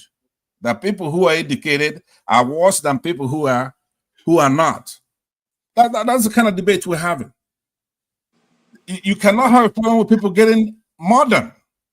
Anachronism versus modernity, right? Sorry, Pasad, if I might interject. But are you saying that it's not? Is that the problem of Islam? I don't think it is. First of all, I don't know whether the Prof is a Muslim or not. He is. Okay, right. But then this thing about maybe Islam not believing in or I mean, you having something against Islam. I don't think it's you can generalize. Let me take my time back. I hear you. You just spoke before me. Hold on. Oti. There's no reason. There's no African who doesn't know what I'm talking about. Now, do they approve of somebody coming out trying to cause friction between our peoples? No, they don't approve of that, right? And because of shortness of time, sometimes I have to go directly on this. This is very important. It's the only problem we have. For example, if they are Afrocentric, a lot of Muslims don't even believe they're Africans. Forget about Nigerians. Because when they capture X, Y, and Z, there are some African countries you go to and they're all Muslims now, right? So it's an Islamic country. Now they say, some of them say they're Arabs now. And then they start killing those they consider to be Africans. We have stuff, we have a long way to go. Now, let me tell you something. If you remove what I just said, if we become a country, okay, let me do this. You're not going to let me talk forever. You have 2 more minutes. Okay. Let me pause there so that AI, something everybody could be accessible to, could tell us what makes a great country. What do great countries have in common? If you pull that up, I don't know if you have the ability to put stuff on the screen. I'll just read it so fast. And you're going to see that we're in the weak column instead of the strong column. And you're going to find out that what puts us in that weak column is this division we have. We have to tackle this problem. When you argue in Islamic tradition and Western tradition, remember, it's not just, you're not talking about religion now. You're talking about, do women have rights compared to don't women have the same rights as men? You have to make a decision on that. If you're going to say that all men are created equal, then you have to make a decision on that. Are we a democracy or we're not a democracy? That's what we're talking about, right? So you're going to have to choose between modernity and anachronism. You have to make those choices before you even get into the column of then try to compete against these outside forces. Who is Traore? These people are going to squash him. He's smaller than any state in Nigeria. He's got about 23 million people, right? It's a small country, right? Others have made the case that those who come in there, they're looking for resources. He's a man. He's corruptible. Okay. Yeah. So now, could you put that up on the screen so I could read it as I read it on my own? I have. I can give you an example. I can give you one. It's common political morality. What are you talking about? You asked a question about what makes a country. If like the basis of the viability of a country. Yes. So if you like a common morality, common world outlook, There's no business. We're not going anywhere. Yeah, well, listen to this. Yeah, when you have to have military capability, that's true. Military capacity. Effective governance is important. Okay, you have to have a legal and regulatory system, a legitimate public support for that, economic stability, effective law enforcement, ability to respond to crisis, national unity, strong bureaucracy, ability to bind outlying areas together. You can't just let those people that are outlying areas get decimated, have people getting killed the way they're being done, right? Mm-hmm. So there are so many things in order for who are killing those people in those villages, who are doing those, right? Who is preventing, say, people from the southeast to believe that they're one, they're the same as everybody else in that country. Who's making those? Hold on, I'm just. You say you gave me 2 more minutes, right? You've taken 12 minutes, and I've given you more than the 10 that you deserve, that you asked for. Even though you've been generous, but there's always that rule of thumb that when you're called to stop, then you take another 2 minutes after that call, right? That's the rule of thumb here. When you say, okay, that's it, Pastor, your time is over, that means I have 2 more minutes to do it, right? So let me use that to say. Yeah, Michael, I had a few questions for you, but you say you're not a Muslim, right? Earlier, you were saying you grew up there. I'm sorry. Thank you, Pastor. I appreciate your contribution as always. Okay. KJ, sir, I'm not gonna appear on your show again when you're hosting. Why? What have I done to you? Because you're not a patriotic Nigerian. Here, I'm trying to talk about something to fix our problem. You're more concerned about how long somebody's speaking. I'm making the point. No, but other people also are like you. They are guests like you. They should have a look. Okay. Try to be nicer to me next time when I come. That's okay. I'll come back. All right. Thank you very much. All right. Thank you, Pastor. I will appreciate your coming anytime. All right. Yes. My brother, stay humble. You have been very humble. So please give us your own thoughts. Give us your own thoughts so far. Thank you for being so patient, waiting behind, and Jide, thank you also for being behind and patiently waiting also. You have had a discussion so far, and you must come with something different, because I know you always come from another corner. So what has been your view? Did you listen to the Prof? Okay, you listened to the Prof, and you have been an adamant follower of the Prof for a long time. So I think that he was not lucky. He was quite unlucky with the exam that Rudolph set for him. He had the difficult questions, because when you're talking about Hausa Fulani issue on this forum, man, it's a topical issue. It's very hot, and it's controversial as well. The last guest that appeared here, I think he was almost chased out of the scene. You remember the man?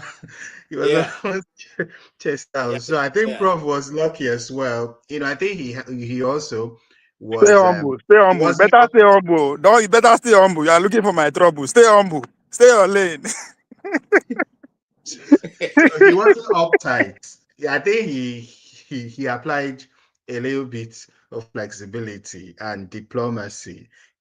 I think when things became heated, also he mellowed and tried to navigate issues diplomatically. I think that was a very, very good quality. He's someone I've followed over the past few years. He's very brilliant. His use of English, and as well his contribution to national issues. Though I don't subscribe to all his sentiments, and all his arguments. Sometimes I find him a bit sitting on the fence sort of thing. Maybe you're speaking from both sides of the mouth, regarding issues. You don't know whether he's supporting Tinubu or not supporting him. Don't know whether he's supporting the North or not supporting. But it's very clear he's not a fan of P2B. I watched his interview with Shehu, where Shehu was asking a lot of ridiculous questions, really. I don't know, this Nigerian journalist, I don't know what their problem is. If you look at a city like Lagos that was made a British colony in 1861, then someone coming out to say that someone that was governor in 1999 built Lagos and set the template for Lagos. That's just very stupid. But you see, these people that we respect, in quotes, propagating some of this propaganda and falsehood. And a lot of young people are watching and listening, and they're being misinformed. Yeah, so I think I like the way he also handled that interview with Shenwu and some of the things he said. But that, beyond that, let us be clear about some issues in Nigeria, fundamental issues. Let's not try to ascribe the genesis or issues to religion. Religion could be one of those things, but I think tribe is more important to Nigerians than religion, really. Tribe is more critical, is more crucial in politics of Nigeria and power sharing than religion, actually. So it's more of tribal, really, than religious, if you ask me. It's just that the tribal warlords that capture power now use religion to sustain themselves, if that makes sense. But again, the mistake that we make is that we want the structures that they've set up. We want to use the structures that they've built to get to power, to change things. We want to use their same PDP. We want to use their same APC or their parties by whatever name it is Labour called. Party. And we keep on saying that Tinubu is trying to convert Nigeria to a one-party state. Nigeria has always been a one-party state. It's just that moving from PDP to AMPP in those days, or whatever per AD, is just like moving from bedroom to sitting room in the same house. It's just the same people, just moving in nomadic fashion from one party to the other. And I think we have. But wouldn't you agree that every time that those in power move to consolidate the one-party move, the one-party state move, it normally brings the country to crash? If you just oppose what happened in the First Republic, Second Republic, and even what Tinubu is trying to do now. So what Tinubu is doing now is not different from what Obasanjo did. Remember, just that, Tinubu. But that's what I'm saying. That's what I'm saying. That eventually that ended PDP's run.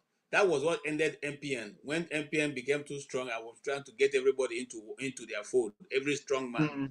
At the end of the day, the military took over. In the First Republic, when Awolowo and others wanted to push, to collect everybody into their fold, eventually brought the whole thing down.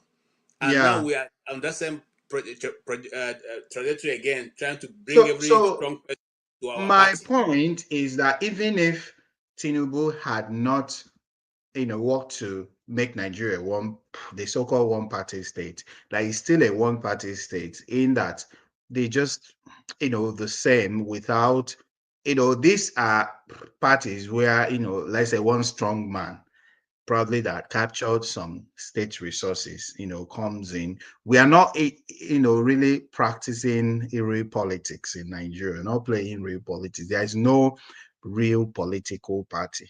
And if we are waiting for maybe the likes of Nyesom Wike or Akpabio or whoever to come and now set up that political party, that will be a real political party. There's no real political party in Nigeria. What you and I know to be political parties, how they operate it in sane society, we don't have it in Nigeria. And then I think it's high time we, the diaspora Nigerians, galvanize efforts and really set up a political movement, even if it's not a party, because they probably might not allow you to register a party in Nigeria, where people growing up will see what it is really to play politics, the politics of ideology, politics of development, not the so-called politics that they said we should learn from the North, the politics of poverty, the politics of destruction and what have you. Say, oh, go and learn from the North how to play politics, or go and learn from Tinubu or whoever. No, we are not learning that kind of politics. Where you know, it has destroyed the country. You know, we want to, you know, set up something different. Yeah, I think if we don't, if if I've not said anything tonight, let it be what we should take home. That before we start the conversation, you know, let's think about, you know, what we would do to, Okay. All right. Let's yeah, move on. engineer the Let's move political on. system. Will you say finally, and very short, will you say that Traore has accused Ivory Coast of playing a major role in trying to destabilize Burkina Faso? What will be your take on that? Are these things, are they factual? Is there something to prove that this can be happening? So the thing is that Cote d'Ivoire is and has always been a very, very strong French territory, you know, colonial territory. And you know, if France wants to get at Traore, you know, countries like Cote d'Ivoire and Senegal are the shoe-ins, you know. So yeah, if Cote d'Ivoire is their camp, you know, the French colonialists, for getting into Burkina Faso, I wouldn't be surprised, really. Okay. Yeah. Thank you. Yeah. All right, let's move on. I'm coming to you, Ovie. So, and Julian, get ready. Because I think you and Ovie, you are here to tell us, give us inroad into this geopolitics. So, Ovie, Ovie, if you are in the place of, and this should be our last comment on this before we move quickly to our very last issue for today. If you are be in the position of Traore today, what would be your master move? And this is a game of chess now. What is going to be your next move? Okay. I think I will not be helpful if I answer the question direct, because I think that's my problem with our professor that came, right? Because there is history to everything. We don't just the word we see today is not divine. Now human being put on together. That's what it's called civilization. Now we put in an agreement that laws and regulation by people make the world work. Right? Before I come to Traore, so that's everybody talk about globalization now, that the world is a global village, we trade each other, we cannot do without each other. My brother, this is new. This is like 80 years old. That already the way they see. So it's 80 years old. And that is what is being challenged now, being spearheaded by the Trump administration.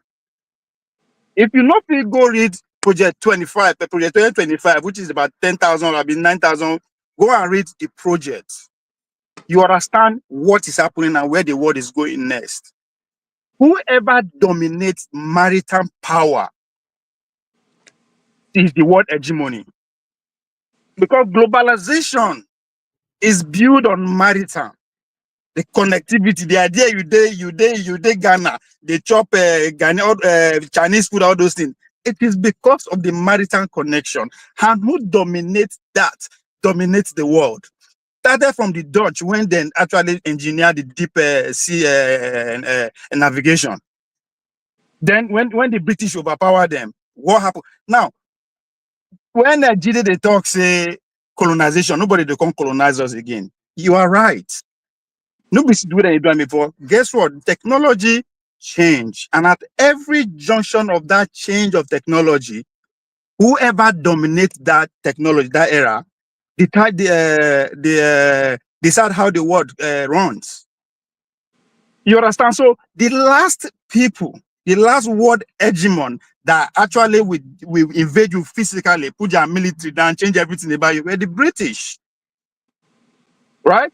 After the Second World War, America stands still as the world hegemony because their maritime power is unmatched. Up to today, is unmatched. And guess what? They say yes. The idea of physically go and occupy another person's land because of the resources, it should be face off, which is the global consensus that the progressive are betrayed now, right? America say the idea of occupying people's land should be face off. That is because they have the new technology that you don't actually need to go and evade anybody directly to actually take control of their resources, because we keep forgetting. They know they come need you because you are so answered, they won't marry your daughter. No. Nigga, you are a sneaking ass in the first place. If there's a way to wipe you out of the planet, that it will be done and nothing will happen. They are coming for your resources.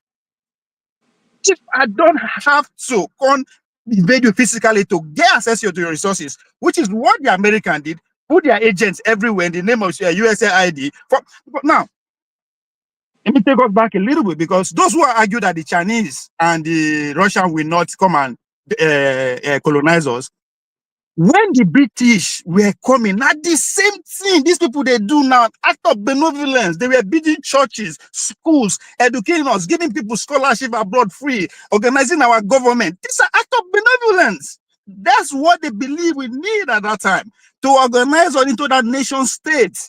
Because even the nation state too is a new concept. So when the Americans take over, they don't have to, so they use what they build institution indirectly in the name of democracy. That's when Showore does your military now agent, people like Etunaja don't understand what it means. You don't produce your own gun, nothing. You know, in fact, you know if you carry your do exercise, carry your the whatever military you get, you just go to do exercise for you can't do that. And you say it's not and say you are free.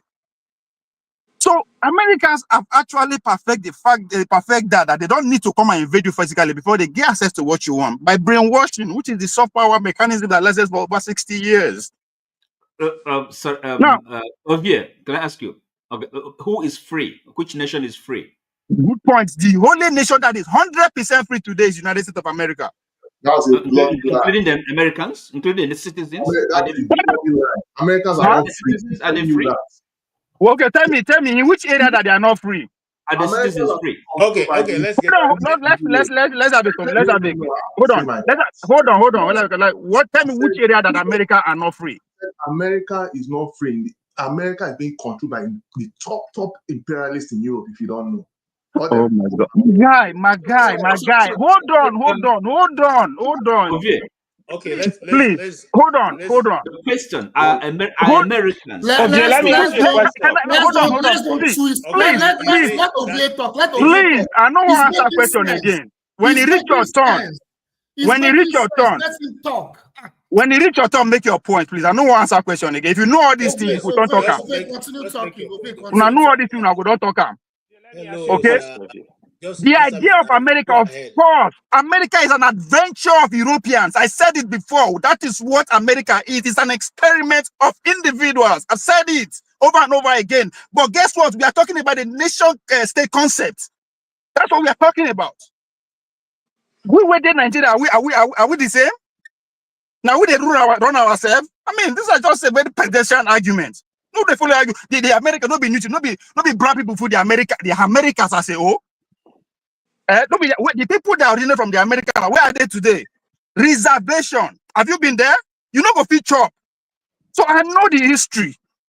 But they are Americans now as a state. You cannot argue that.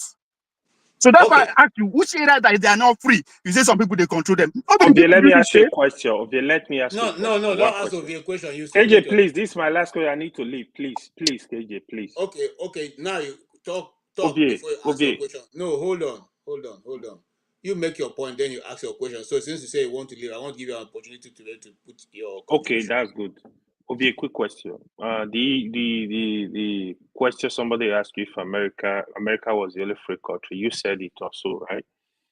So if you also watch the interview on this channel where they interviewed the former president of America, Jimmy Carter, on the issue of Gaza, if you watch that interview, it really sound like it was handicapped. So meaning, obviously, as a president, he didn't have control of what was really going on. Some things were just beyond him. So he measured. Hold on. If you Let me allow me finish to tell it. my story, You took the finish. rush. Let You me are finish repeating the same thing that I've just allow me finish my story. Okay, You are talking finish about the story. president. Who came? I'm not talking about president. I'm not talking about individual. I'm talking about the nation state. Yeah, Let that him is make his different. contribution now. Ah, Ovie, damn. hold on. Let him make his contribution. Okay, You will talk bye. now. Calm I'm down. done. Will they fight you now? Wow. When you calm down, Ovie. Calm down.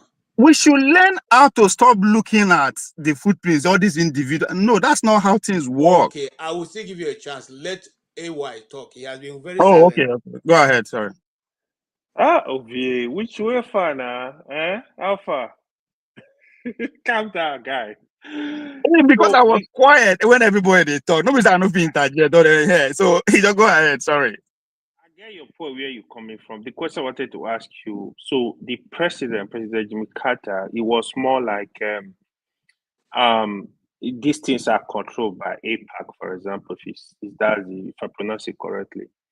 Not only that, even the subsequent president, if you watch Barack Obama, there were some interviews Barack Obama granted, you see that this guy is handicapped. He doesn't know what's going on. Even Biden, even just this last administration, there were sometimes he's going to come out.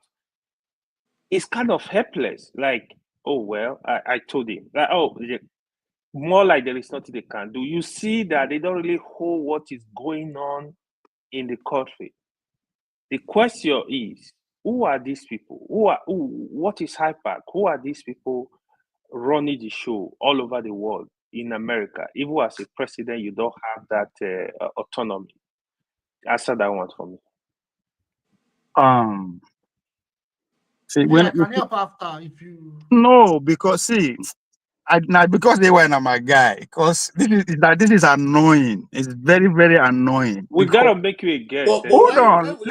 Let me answer you. Come on, man. I said it's annoying because is it that nobody understand what I mean by nation state? You go say Afeni Fere they no be Nigeria.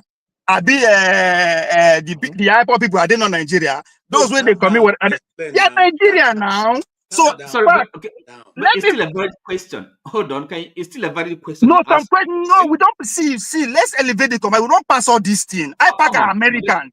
No. Sorry. He asked you a question. It's a valid question. You respond to it. That is what are you talking about? I just responded. It's exactly. It's because we two they argue. We they come this platform with a argue with you. Can you allow me to talk for God's sake? I allow you spoke. We they come this platform with a confrontation mentality. That would make us to get anything. Ovie, now this same platform we did on this one of the few months back, the same program, 90 Minutes Africa. Dr. Damiji had a journalist who happened to be. Can I finish for God's sake? Can you allow me to talk? I am answering his question. You are making sense, but just make it short. I am answering his question. I'm not a propagandist. Can I give context to what I'm saying so that you will not misquote me, for God's sake? Where are we rushing to? I am answering its question by giving an example that we don't take this road before, over and over again. When that journalist was here, somebody from the East, but is an American who worked in the White House as part of the press corps, when he followed Bill Clinton go, what is it called, South Africa. I remember my question to him here. Are you not telling us that there's a difference between the White House and the Pentagon? The man said yes. That's what I keep saying. I keep saying it, that America is an adventure of some European, if that's what you want to hear. A group of people who came to say, we are trying to experiment an ideology. What is that ideology? To dominate every fucking aspect of human surface. Anywhere human, the resources that was dominating. Is that going to... Can you just allow me? Sorry, my friend, where did you get that? No, can't be making all these pronouncements in here. Okay, I need to move on now. Ovie, calm down. We'll come back to you. Where did you get that? Who told you that? Hold on. My point, if you don't allow me land my point, you go keep me point in misquoting me. You're not landing any point. You made a point, but I don't agree with that. It's just, hold on. I'm asking you, how did you get that? How did you come to that view? Jonaba, you're welcome. Is it like some? No, sorry. Can I say something? You don't have to Okay, agree with anybody's hold on. idea. No, no, KJ, please, no verse. Please, no verse. Make I make this point. You don't have to agree with anybody's point, but allow that person make that point. You are not the only one here. Thousands will see these clips. Okay, thank you. Okay? If you don't even disagree with me, that doesn't mean other people should not listen. Other person, please. Okay, but now, okay. When you guys keep entertaining me, I did not say anything. You guys, if you know all this why they try to, why would I not talk about this? Why? KJ, I thought was next. Allow me talk. What did I say? And I asked you what was my point. Nobody can say anything because you guys did not allow me to land any point. Sorry, let me tell you what you said, which I don't agree with, and you don't have any basis for saying it. I listen to that you and I America understand what you are saying. is a project of a few individuals, few Europeans that came together. They have a project, a few of them. I mean, what the wide? Oti. I am responding to this brother that saying a European from America. Some things don't need to be put together as a primary. Are you a primary school student? No. Sorry, excuse me. Do your research. Hold on. And if you just say that, hold on, calm down. Okay. That these few Europeans that came together, as you know, in the American. I am responding to Jefferson. What was Jefferson's question? If you know him, what was his question? Listen. No. Because I was asking the question. Do you know his question before you understand why I said? Okay, now I'm telling you that the answer you're giving is not wrong. If you don't understand the question, you can never understand my response. It's simple as ABC. You don't understand the question I was responding to. Do you understand the question I was responding to? I'm saying that 1 minute to round up. Oti, hold on. Ovie, I have 1 minute to round up.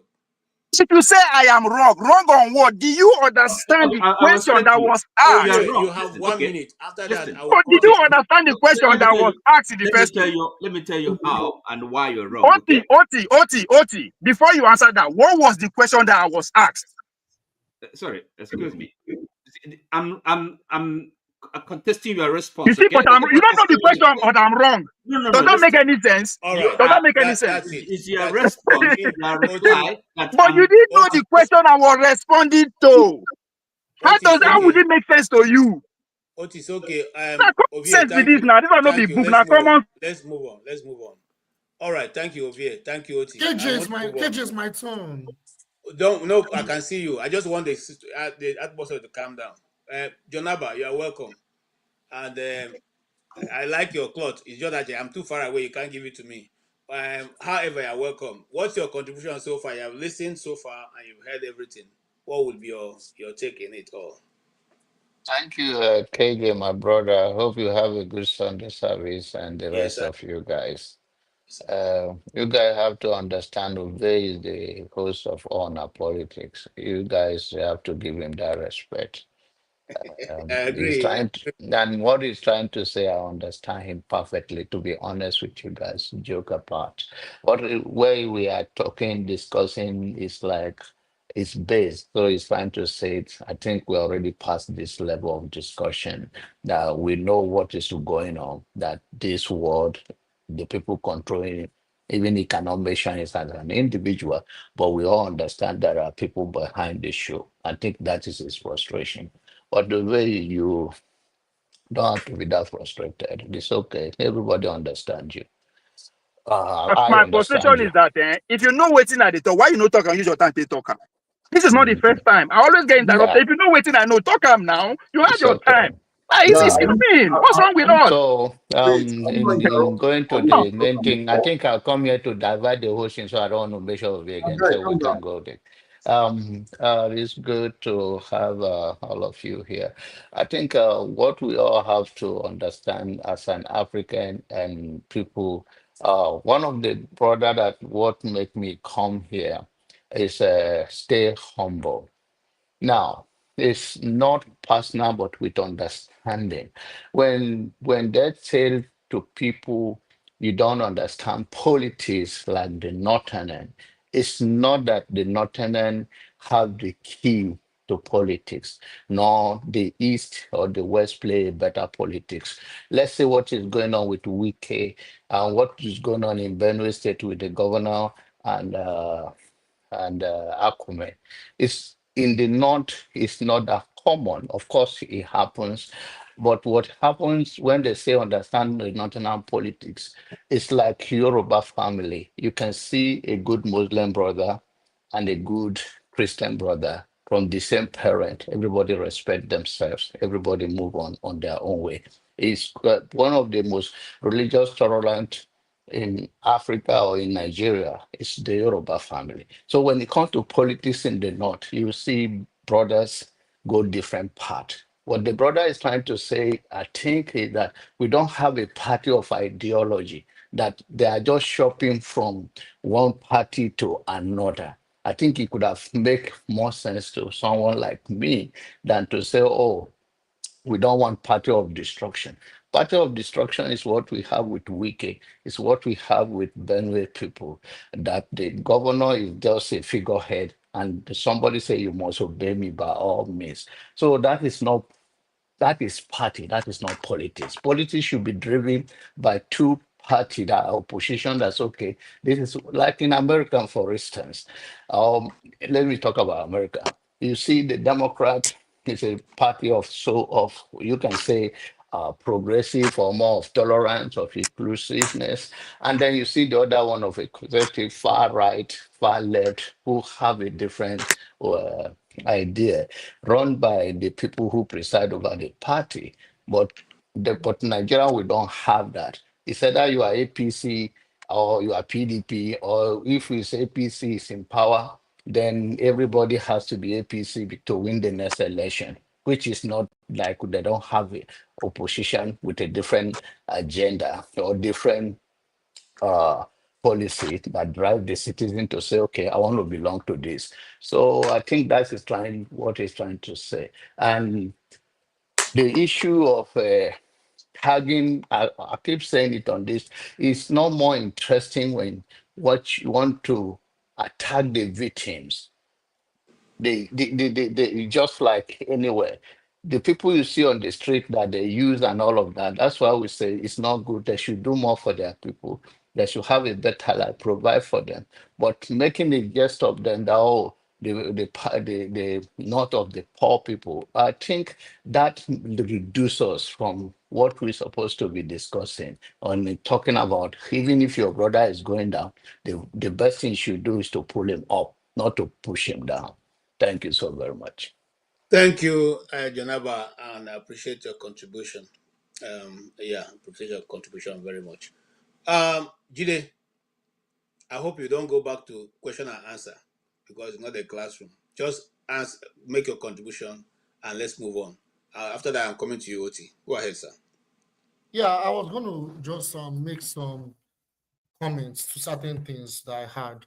So, Ovie made some interesting comments about geopolitical analysis, and he talked about the US and how they actually approach adversaries, that the way they colonize countries or the way they neo-colonize countries is not by taking over lands and they don't go and invade. Actually, that's not really true. So he's right that yes, they use proxy, he's right, but they have their strategies. So they impose sanctions, they use their propaganda machine, they use proxies. If that fails, they go and invade. And I'll give 3 examples. They invaded Iraq after all the strategies they used probably didn't work to oust Saddam Hussein. They invaded Vietnam when after using I think it was North Vietnam or something as a proxy. It didn't work, so they invaded Vietnam. They are currently bombing Yemen right now, and Yemen is under siege. So that's where it was. I think I won't say wrong, but maybe he misunderstood that part. So now, Brother Ike said something about why Europe is not helping Ukraine. So this is one of the things we need to understand about the Russia-Ukraine war. The Russia-Ukraine war is a proxy war by Russia versus the West. Ukraine is a proxy of the Western Europeans and America. They are a proxy. We need to understand that Ukraine is a proxy war. So when it's a proxy war, they don't need to send military directly. That's part of what I'm saying. They use military to invade the adversary as the last resort. And in fact, a lot of the defense ministers in Western Europe are planning to even to fight Russia long term if this war continues to go on the way it's going on. My third point is, why is it that the Western imperialists, they like to oust African leaders? They don't just oust military leaders. They also oust democratically elected leaders. It's not because somebody is military and he came to power, then because he's military, he's a dictator, they take power. That is their propaganda. That's not true. They actually ousted Patrice Lumumba. He was a democratically elected leader. They ousted Kwame Nkrumah. He was a democratically elected leader. They ousted Allende of Chile. He was a democratically elected leader. So it's not about if the person came to power through coup or he came to power through election. If you are against their agenda and you are liberating your people and you want to develop your country, they will go after you. My fourth point, in Nigeria, I noticed that we have huge divisions. And for us to even think of even moving towards being like Burkina Faso, beginning the process of being like Burkina Faso, we need to stop this political division. We need to stop this ethnic bias. Because of one oppressor is an Igbo person or is Yoruba, we now say because it's Yoruba, I don't care if it's bad, but because it's Yoruba, I will accept him. We need to change that mentality as a people. It's not good. My fifth point, I think it was Spencer that said it, that Burkina Faso is a very small country. That because of that, it's a very weak country. That's actually not really true. What you have is, it's not about the size. It's about cohesion and political will. Cuba is a very small country. It's an island. Cuba is near America. And up to now, America have failed to conquer Cuba. That's because there's political cohesion, they have an ideology, and also there's a political will. And they have allied with Russia. My 6 points. One party state, it does not matter if it's multi-party or one party in Nigeria. What you have is that the parties that we have in Nigeria, I think Stay Humble, I agree with Stay Humble. These parties, they are not ideological. May I now say that they are not ideological. These parties, they are not ideological. They are the vestige and the agencies of our political class. What I call them from my political mentors is that the bourgeoisie agencies. APC, PDP, Labour Party, all these parties, they are cook and crannies of the agencies of our political oppressors, the proxy of the West. They are agencies. Some of those parties, if you investigate, they are even somehow funded directly or indirectly by external agencies. That's the reason why the West want us to be democratic. My final point, who controls America? The question is, who controls the world? It's not about who controls America, it's about who controls the world. America is the emblem of Western imperialism with Western Europe. The people that is a network. You have institutions that work together with political elites. They can be Jewish Europeans, they can be Europeans, they are powerful elites. And these elites, they work with institutions, think tank entities, multinational corporations that work together to drive America's foreign policy that leads to what is going on around the world. I don't have enough time to go into that. That's my point. Thank you. Thank you so much, Jude. And you make a lot of sense. And yes, something we all need to go and think about. This same power that I talk about, before I come to Oti, please listen to the question. This same power you talk about, well, this is the same power that divided, that cut off Israel from Africa, cut off the South and created the Middle East by creating the canal that now made it look as if Middle East has always been on its own and not part of Israel. Well, I'm just saying that let's think about that, because I think it's time for us to begin to re-educate our own people on what is true and who we are. Some of these things are not written there, except you really dive deep in. You'll not know that there was, Middle East was never there until somebody said to create a canal. All right. Oti, you have heard what he said. What will you say will be the best way for Africa to tackle its ability to be able to stand as a nation, at least have equal, if not equal, but at least some strength to discuss at a parallel level with other nations? Okay. Let me just comment on what the last thing Jide said. Yes, please go ahead.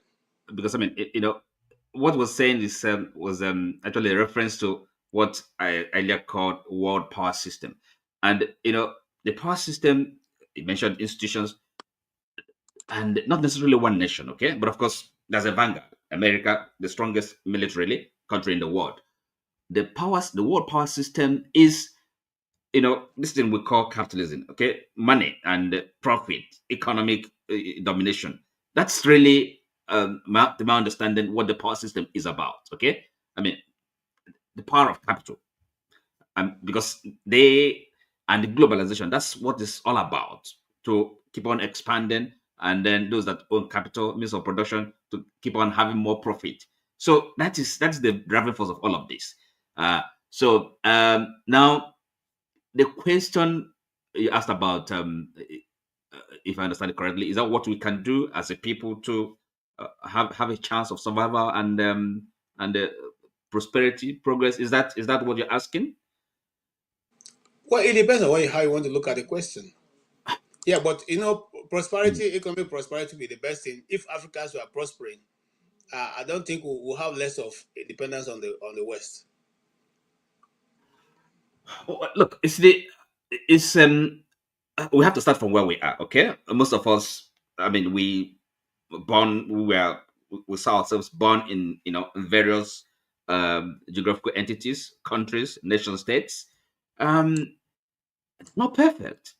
Okay, so but what it requires of us is just to have more consciousness of really what is going on in the world, where we are, and the countries we have. I don't think that we should really shy away from discussing or looking into any kind of question.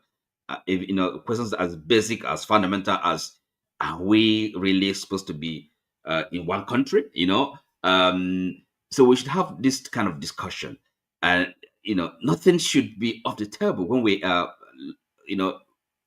thinking about ourselves and our futures. Okay, if for example we really narrow it down to come to Nigeria, from every indication, I don't think the project Nigeria is viable. If we are serious, until we do something quite fundamental, about the structure, because given the diversity, the multiplicity of different nations, different peoples with different history, different world outlook, there's no way a central power, all these nations looking up to one central power, that is not a formula for sustainable development or even survival. So it only gives the opportunity for people, for if like scavengers, for people, predators, to really have their way and exploit our resources, exploit the differences we have.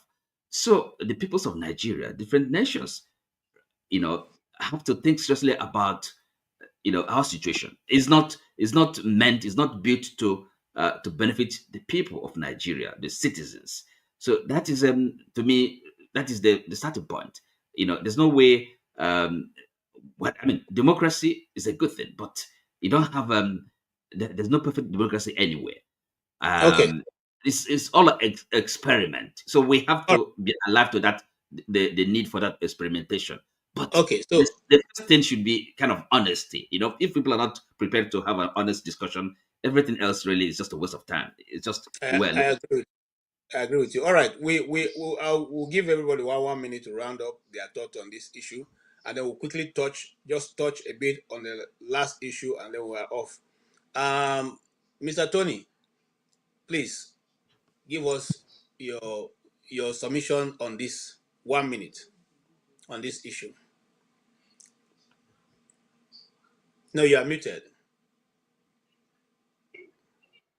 Yeah, I would say that what rules the world today is ideas. It's not how much work you have gotten or how much power you have. Today, in the world of today, ideas rule the world. With ideas, you can do anything. People are gravitating. China for a long time has embraced the knowledge-based economy, with which you can turn around things.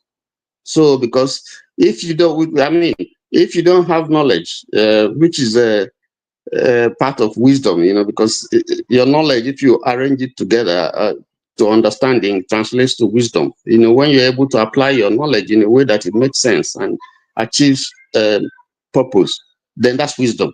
So the problem that we are grappling in Nigeria, it's the ability to use, or anywhere in the world, anywhere you find countries that are not developing or that are facing challenges, developmental problems, is because there's a certain knowledge which they require.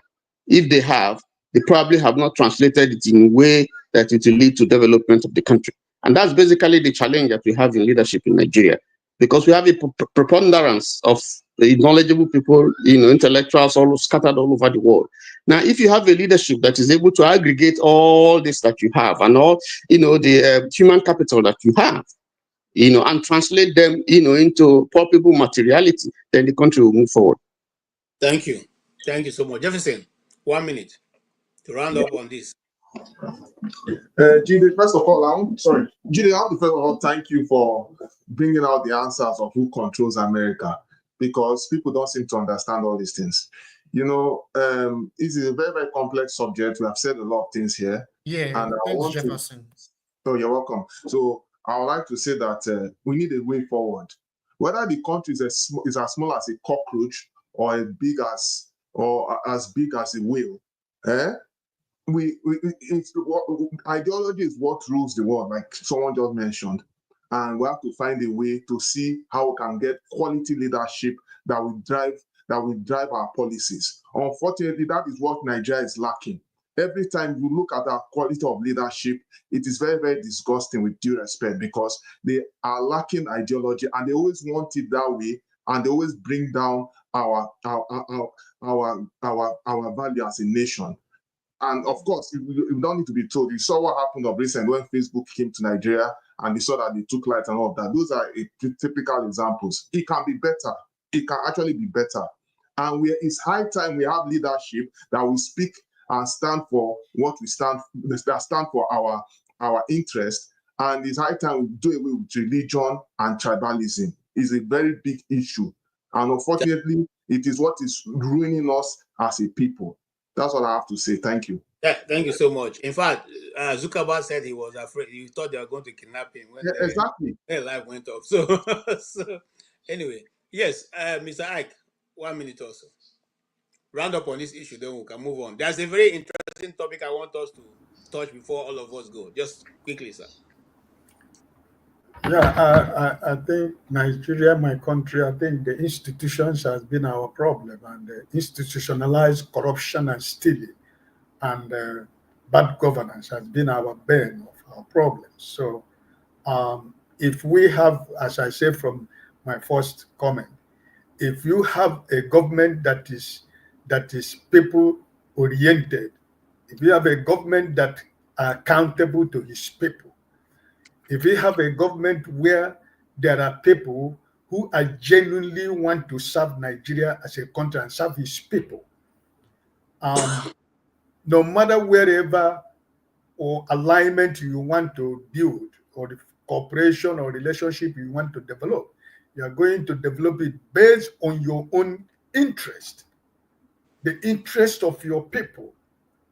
But because of the level of, maladministration, because of the level of corruption, because at the end of the day, the same people from Europeans and America, they keep the money and all the way that they stole, they help them to keep the money in their own country and use it to develop their own country. And they will come back to give us loan and preach democracy and preach financial whatever they're telling us. But all the whole wealth that the Nigeria, the African government, more especially the Nigerian government politicians are stealing, they help them to bank it in their banks. They help them to save the money in their country. They give them access route to bring all the stolen wealth in their own country. Then they keep it for them and use it to develop their country. So at the end of the day, the people that, if we have a decent government in any country that are serving the people, that has the mandate of the people, that has an ideology like everybody have said, I think we can sit on the table and make a demand on behalf of their people. This is what I think. Okay, thank you so much. Yes, Pansa, you have 1 minute too. All right, thank you. KJ, I don't know, has Femi spoken? No, since I've he's not been here. spoken, but you go ahead and speak. Okay, I could yield to him, and then he will do his 3 or 4 minutes, and then you come for the final thing from me. Is that okay? No, you have only 1 minute because we are running out of Okay, no problem. I came back because Jide, who has done a lot of research and talks about the larger issue, hegemonies, world power, regional power, the tier from the United States, Russia, and all that, China, is good. We should have scholars like that. But I also want to implore him to tie it together then with the rudimentary level that we're in Africa, in Nigeria, for example. We are in Kuwait, to put it charitably. That's INCHOATE. We've got to get there are things we have to get right. The low-hanging fruits. We have to have unity in our country. There is no way. If you do it right, you wouldn't have Biafra agitation. You wouldn't have Boko Haram. You wouldn't have the Shias of Zaria. All you have to do is do the right thing, to be fair to everybody in the country. And that's going to at least remove the agitations. Go over there, find out what are you agitating for? What's the problem? Even the shambolic constitution we have can get us going in this direction, whereby we have to be fair in the country, all regions. It's like here in the United States. Sometimes I'm driving and I'll see a remote street, and you see all the resources that a county is pouring into it and fixing it, collecting the trash. The same in a rich man's area. Go to Beverly Hills, or go anywhere else. Go to Compton, here locally in Los Angeles, and they take care of everybody the same. So how are you going to come knocking people who are that organized as far as organizing a society? The Uyibo, they have it. The United States, they have it. And others may have it, like Britain and others. You go to Sweden, there are certain things that the successful countries have done. You cannot go into a country where you are beating down a tribe, or beating down a religion, or beating down women, or bring down people who don't have enough people in their community. You have to respect individual rights. When you're talking about United States, no, this is still to you, Jide. When you go to China, they don't have any of these things. They cannot compete with the United States until they get these things right. Believe it or not. Russia doesn't have these things. So here, the soft power, the building a society, which is the major thing that we have to talk to our people. We're 10 times smarter than Chinese. They're like robots. Right? Do you have Chinese friends? All they do is copycats, or maybe Apple comes there to do something and they copy what they're doing, right? Or they tear up an engine and figure out how you did it. So I don't know why is it that whenever I'm trying to make my main points, KJ will not let me talk. I don't know what. No, but I gave you 1 minute. You have to also. Okay. All right. No, but sometimes a moderator has certain leverage, I'm not here all the whole time. When I talk, I leave, and I stay a long time before I come in so others could talk, because I'm a nice guy. So let me conclude. I don't want to make it hard for you. Like I said, I was gonna yield my time to Femi, for example. How many Africans do you see who do that? Sacrifice. That's one of my many virtues. I have a lot of them. But anyway, to conclude it, I applaud Jide and others, forefathers, who studied the larger picture. People, we cannot compete with the United States. If they fight a war, for example, if Tory goes fighting America or something, they could, from a sea 3,000 miles away, happy bomb that place without sending a soldier there, for example. So that's highfalutin. That's just, we have to get it right so that then other states could apply to be a part of Nigeria, and then we have West Africa, and then we have Africa, and we'll go to, finally. Remember what I said, the rule of thumb is when you say, okay, I have 2 minutes. So let me say this. Stop praising Gaddafi. He's not a good actor. He was a terrorist, right? The best thing that we had out of Obama administration was to destroy what he's planning to do. He wanted to create an African Union, but not because we're all Africans. He's coming from it from an Islamic point of view. So that's why when they destroyed that place, there was a blowback into our country All those people he's training came out there to kill us. And they're still doing it up to today. We're not one. Thank you. You want us Thank to be you one? so much. Yeah. Create unity first. We're not one. Thank you. That's I want to drill into every time I hear somebody praising Gaddafi, I want to leap out of a 5-story building because he's not a good actor. Please. Thank you. Don't Thank leap you. out of a 5-story building. Please, we still I'm want not you gonna. here. All right. Thank you so much. Sorry, Femi. Please. I know you have not spoken for a while, but so take 3 minutes to speak. If not, just 1 minute if you're supposed to get. But take 3 minutes and speak. Yes, I'll try to be as brief as possible.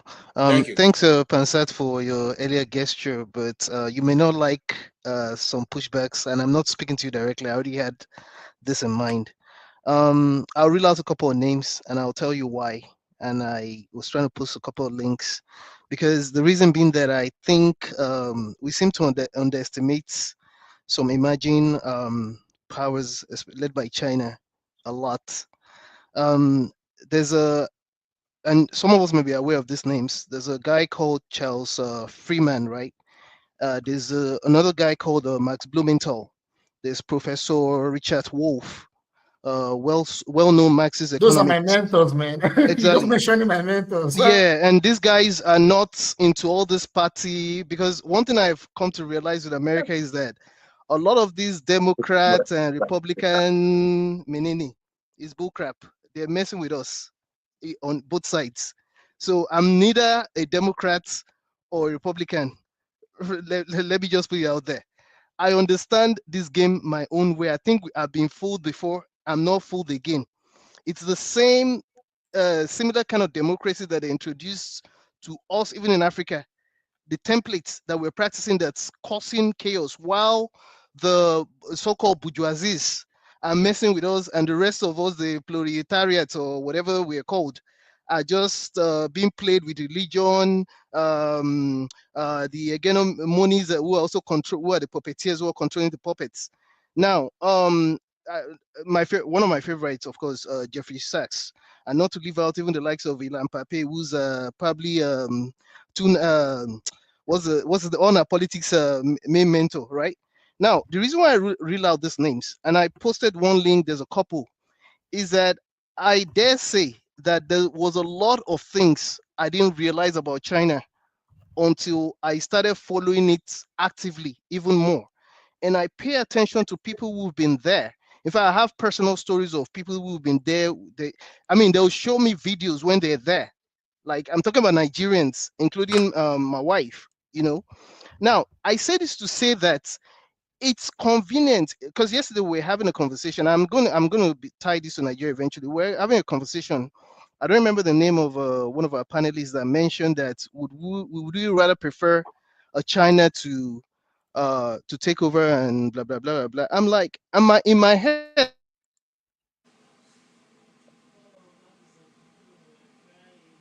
Okay, so what has happened to Jide now?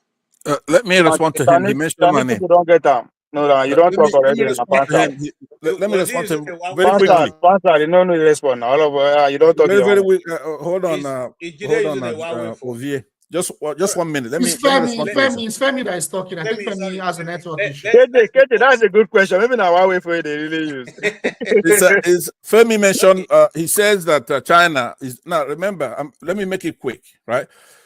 Russia, Soviet Union, in the past had gone to the moon. Yeah, just hold on. He's not. When he's back, I'll let him talk. What I'm saying is that Soviet Union has already surpassed what China is doing. Every decade there was a time where Japan is going to take over from the United States, because Japan came on very strong in the 80s, the economy. See, Soviet Union has gone to the moon, landed stuff in the moon before America even sometimes. So, but the American integrity is not in their buildings or in their cars they're building. There's something, when you look at that Constitution of the United States, it's thrown down from heaven. Yeah, right? I agree with you, but let's stop there. I agree with you. Totally. Japan did not come up. America built Japan in the 80s, and they take it down. Just the way they built China in the 70s, also they will still take them down too. If you read the Constitution of America, you wonder who wrote it. In fact, one of the people I respect so much is that young man called Jefferson. When I read the Jefferson book, I felt like these guys' ideas, I don't know where they came from. We have a reincarnation of justice on this KJ, you have to platform. go and read. You have to go and read the Federalist paper to understand the Yeah, that's what I'm American talking about. The Constitution. Federalists. The You Federalists. all the argument that was put forward by all the actors. Everything will be all to then you understand the democracy that we say with the practice. Thank you. I agree. Exactly. And see, if you listen to the American politicians speak, especially the Republicans, they tell you we're not a Democrat. We're not a democratic nation. We are a Republican. We are a republic. They keep saying KJ, that sorry, they are another a thing republic. again. So Another thing no, again. hold on. So they keep saying they're a republic. As politics, can you tell us why they keep saying, if you say this democratic, they say no, we're not a democrat. We're not we're a republic. Tell us, explain to us. Can I tell you? Let me tell you. He wouldn't know anything like that. Listen to what I'm saying. Wait a minute. Assad, you are not the only person here now. No, hold on now. AY, I'm not your mate. Right? Let me. Okay, all right. Let's do it properly. Go. Let me do it properly. I go after you. Ovie, let me go ahead. I go after you. With your permission. All right, with your permission, let me do that. See, democracy normally it's government of the people by the people and all that kind of stuff. So everybody goes and votes, and then it's kind of direct with the whole population. But in a republic, you have representation, you have representative government. That's what we're practicing as well. When you go, you elect members. So now that's where my question is answer.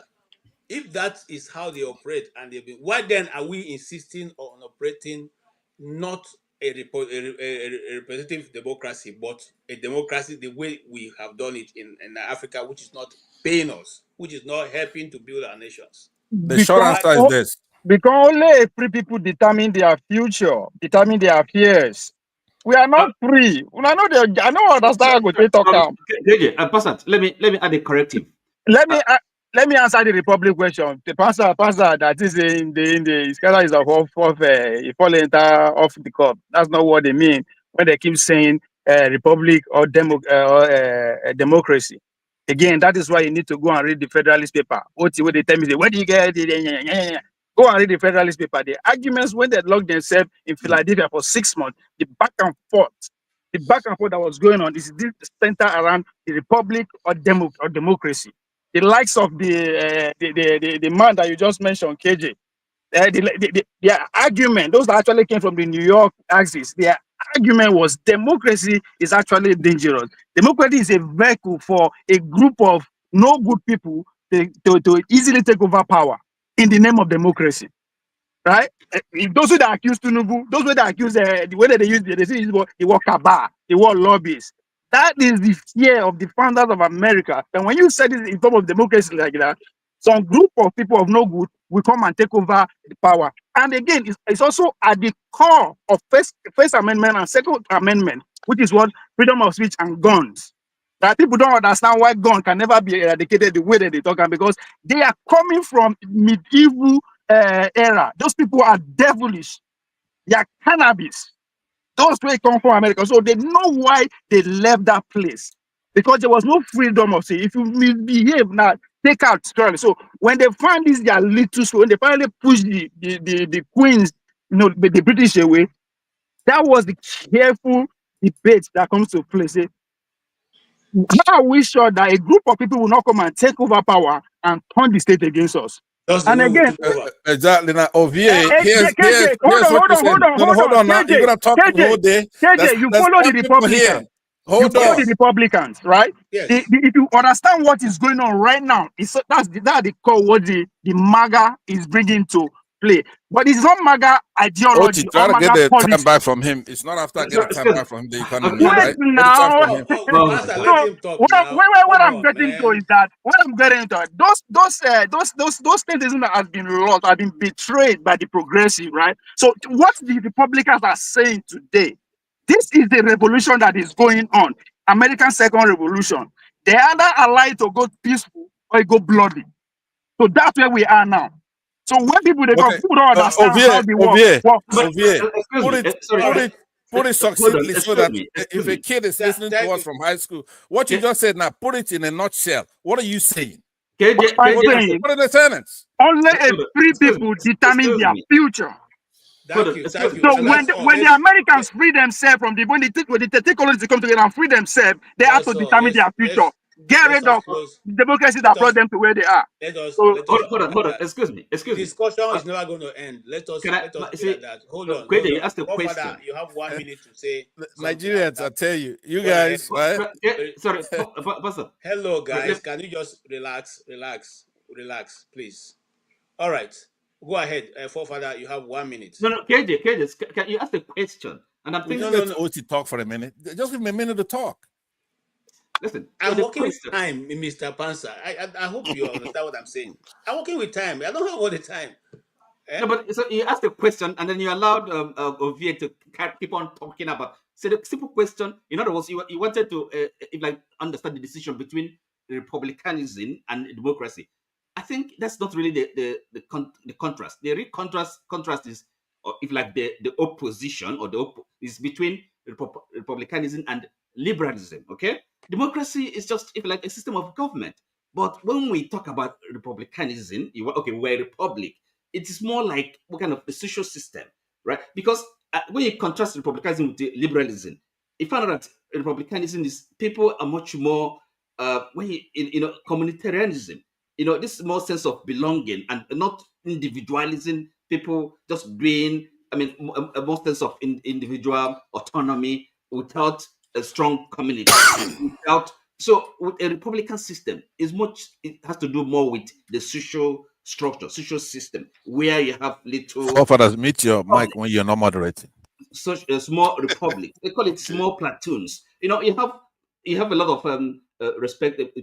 Place premium on social clubs. These small groups. There's a much more cohesion. In other words, a social system. Okay, and as opposed to democracy is just kind of a form of government. So whose argument win the day? Is it the Republican argument or the progressive argument? Which one win the day? That's what formed the American system.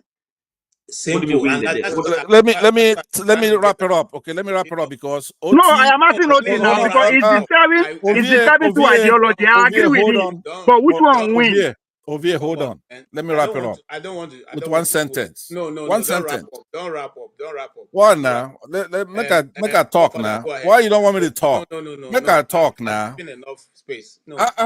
Father, please go ahead, or let's move on. Father, you give me your time. Don't mind that. Yeah, right. You have 1 minute. How many seconds am I going to give you from there? So I think Ovie is right. You can, in terms of putting it simply, you cannot determine your direction of travel if you are not in control. I'm always right. Look at that. You will let it be now. When they say you're correct, you will let that one be. Because to be fair, it's just simple calculation. It might sound short and simple, but it's actually critically important. Sometimes things are like that. Like a heart. If you take a heart out of the body, it's very important. So if you are not in control, everything you do just seems stupid. And just like Africans are doing, everything we do just seems like it's so hard. Even to generate electricity, we can't even generate 10 gigawatts without acting as if we've done something great. That is because we have been hampered, we have been hoodwinked, we are not allowed to function like a normal people. If we function like a normal people, if we are generating 100 gigawatts, it's not going to be like anything. That is a problem. We have a serious issue here where we have been handicapped. And to be fair, that is at the core of our problem. If we keep skipping around it, acting as if everything else we do is going to solve the problem, it won't. It might help us understand ourselves a little bit more for the day when we are actually going to confront these bigger issues. It's going to make it slightly easier because we understand ourselves a bit more. But at the core of it, you'll have to confront that beast that is responsible for controlling your destiny. In other words, we had the general talking about all this stuff just yesterday when I played it, how he was talking about using African leaders to basically control Africa. And they were even in a way bragging that this little money that they spend in Africa to control us. I think they actually gave a figure about 1% of the defense budget of the Pentagon that they used to control the entire Africa. That is just so sad. 1% it takes. It just shows you that we are doing most of the job for them. That is the problem. And this is a deep thing. And I've said it before, and maybe I will keep repeating that again. That before we will get ourselves out of this mess, something big needs to happen. I don't think this is the kind of stuff. We should get a nuclear bomb. This is not. No. See. That big thing will happen first. They will get nuclear bomb by force. Nobody will tell us that. Anyway. Let me see. We'll be running towards it and realize that we have to get it by force. Let me, KJ, please. You asked a very good question. Let me answer that question because you asked it. Please don't answer. We have run out of time. But you asked the question now. What are you rushing for? Hey, my brother. My brother Pansad, please, can we just do this? I can start another stream if you guys want to talk. I think I'm set another stream. Okay, start another stream. Yeah. But don't let Passat in or into that stream. Join another stream, forefathers. Let's talk. Let's argue. Don't let Passat in. We don't have virgins in Uganda. They know that. I have to look in my camera. We don't have virgins in Uganda. There's something we heard before. I don't know if it's true, so maybe you can clarify it. That the president of Uganda brought 100 cows and kept it, that anybody that is a virgin above 12 years old should come and take the cow, and the cows are still there. Nobody like gossip. Yeah, it's true. We don't have virgins in Uganda. They know that. I have to look. Wow. I haven't showed you people that. I just wanted to break into the next topic. We have, other things we wanted to discuss, but KJ, really, that's what you want to discuss? Really? Oh my God! I don't know, and so I'm just going to choose one of those topics, and then we'll talk about it. It's part of the problem. It's part of the problem. Here is the question. The question is that a new video has emerged against our super senator, Senator Akwati, and I will play you the Professor Mbeke, who claims to have been the person who Natasha contacted. I don't know if any of you have seen that.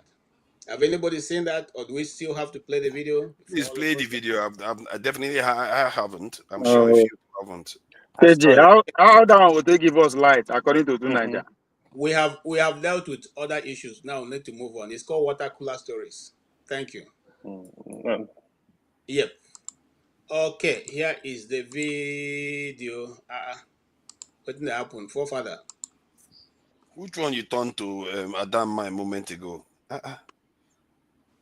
You had an Adam profile picture. Just she set up this. Told me bluntly, she said, "Babe, there was nothing like sexual harassment." I was shocked. To be honest with you guys, I broke down. Because if you check my page, I was already fighting. If you go and see the things I posted about that man, the Senate president, you'll cry for him. I was fighting. I've contacted UN agencies because I'm a member of the UN Council. I've contacted everyone. I'm the president of TUFF, the Unique Family Foundation, that has UNECO successors and the rest of them in the United States. Honestly, I took the battle. Go check my page. I didn't erase anything. I left everything there. I was out to fight for Natasha. I was ready for the battle against the Senate president. So when she now started explaining things to me, in the course of the explanation, she was so relaxed. She was so calm. She opened up a lot of things to me.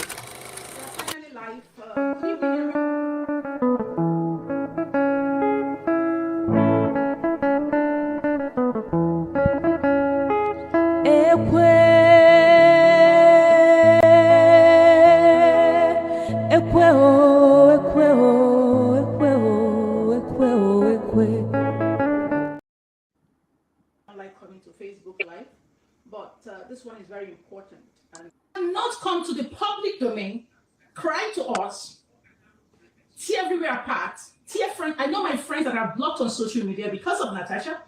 Many of you were wondering, I was supporting Natasha. Yes, I fought against the senator. I don't even know the senator she was talking about first. I don't care about what they do there, but how she cried touched my heart. And those who know me, even in Imo State, I fought for, what's his name? Samuel Siniwoha. If I can remember the young man that almost went to jail. They arrested him and the wife, two of them, and nobody was taking care of the kids. That was where I became the enemy of the state government at that time. I was the one who flew back into Nigeria, went to the scene of crime, took the sample of the blood of the deceased, which they were alleging he killed, and took the samples of the blood of the deceased and the one that was alive. I went for forensic. I don't like stories. I like results. I like proof. So that was how that matter was resolved, and Samuelson got his freedom. He's from Imo State, an activist as well. So Natasha came to me on the 27th of March, 2025, after she had visited the United States.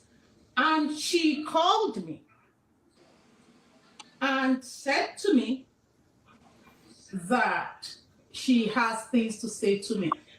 Before then, someone called me, a leader of a political party. I'm going to withhold his name for now, for some reasons, because the case is being investigated. I don't want to mess up what the authorities are doing. And he said to me that, ma'am, we love the way you are fighting for Natasha, and we are recruiting women like you, Dr. Obi Ezekwesili, to go fight for Natasha and make XYZ allegations, and that he would love me to speak to Natasha and help Natasha to ensure she gets justice. I said, okay, no problems, but let me speak to the person you're talking about. That was when Natasha called me on the 27th of March, 2025. So when she called me, and if you check my page, Prof. Mbeke, I'm Dr. Sandra Duruba. Prof. Mbeke is my media page, my platform, where I unfold the truth. And if you call me, if you check there, I have a disclaimer. Once you call me, it records automatically, because I don't have the time for people like Natasha that will tomorrow come back to say, I said what I didn't say, or she said what I didn't represent. So that was recorded, the first day conversation. And that wasn't the only conversation. She got closer to me, and we became like sisters or friends that tried to talk to her after I got to know the truth. Natasha came and she started offering me money. The first she said she has this problem with this Senate president, and explained to me everything. She thanked me. We talked personal things, which I won't let out for now because it's her privacy, about her life, about her mom. We talked a lot. And the question I asked, Natasha, if you want me to represent you, can I know the truth? She said to me that, she said, dropping names, I won't mention all, that she has already she has already paid Dr. Obi Ezekwesili. How much do I want? I made her understand it's not all about money. Just talk to me. Why are you fighting? What is the problem? What did they do to you? She now explained to me the truth. Are we there? Yeah. So she explained to me, and Natasha told me bluntly, she said, babe, there was nothing like sexual harassment. I was shocked. I was shocked. To be honest with you guys, I broke down, because if you check my page, I was already fighting. If you go and see the things I posted about that man, the Senate president, you'll cry for him. I was fighting. I've contacted UN agencies because I'm a member of the UN Council. I've contacted everyone. I'm the president of TUFF, the Unique Family Foundation, that has UNECO successors and the rest of them in the United States. Honestly, I took the battle. Go check my page. I didn't erase anything. I left everything there. I was out to fight for Natasha. I was ready for the battle against the Senate president. We don't have virgins in Uganda. They know that. I had to look in my camera. We don't have virgins in Uganda. There's something we had. A lot of things to me.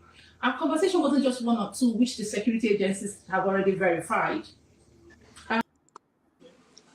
Okay. Thank you so much, everyone, for waiting to listen to that long introduction. I decided to let it play for a while before stopping it, because I wanted you to have the cocoa of the story. Now, that's Professor Mbeke. I have received some on my Facebook page.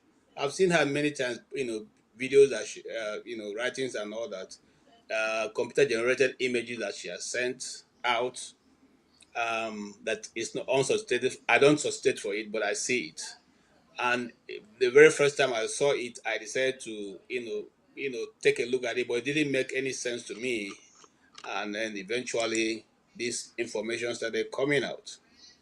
Now, why did I decide to do this story today, just briefly to close? It's because I want us to see how Nigeria can quickly go down the roller coaster of nothing, all because a particular individual's interest is either on the line. And so I leave it. I don't want to share my opinion on it, but I'll leave to the panelists to say what you think. You have heard her. You can go to this and finish the story. It's a long video.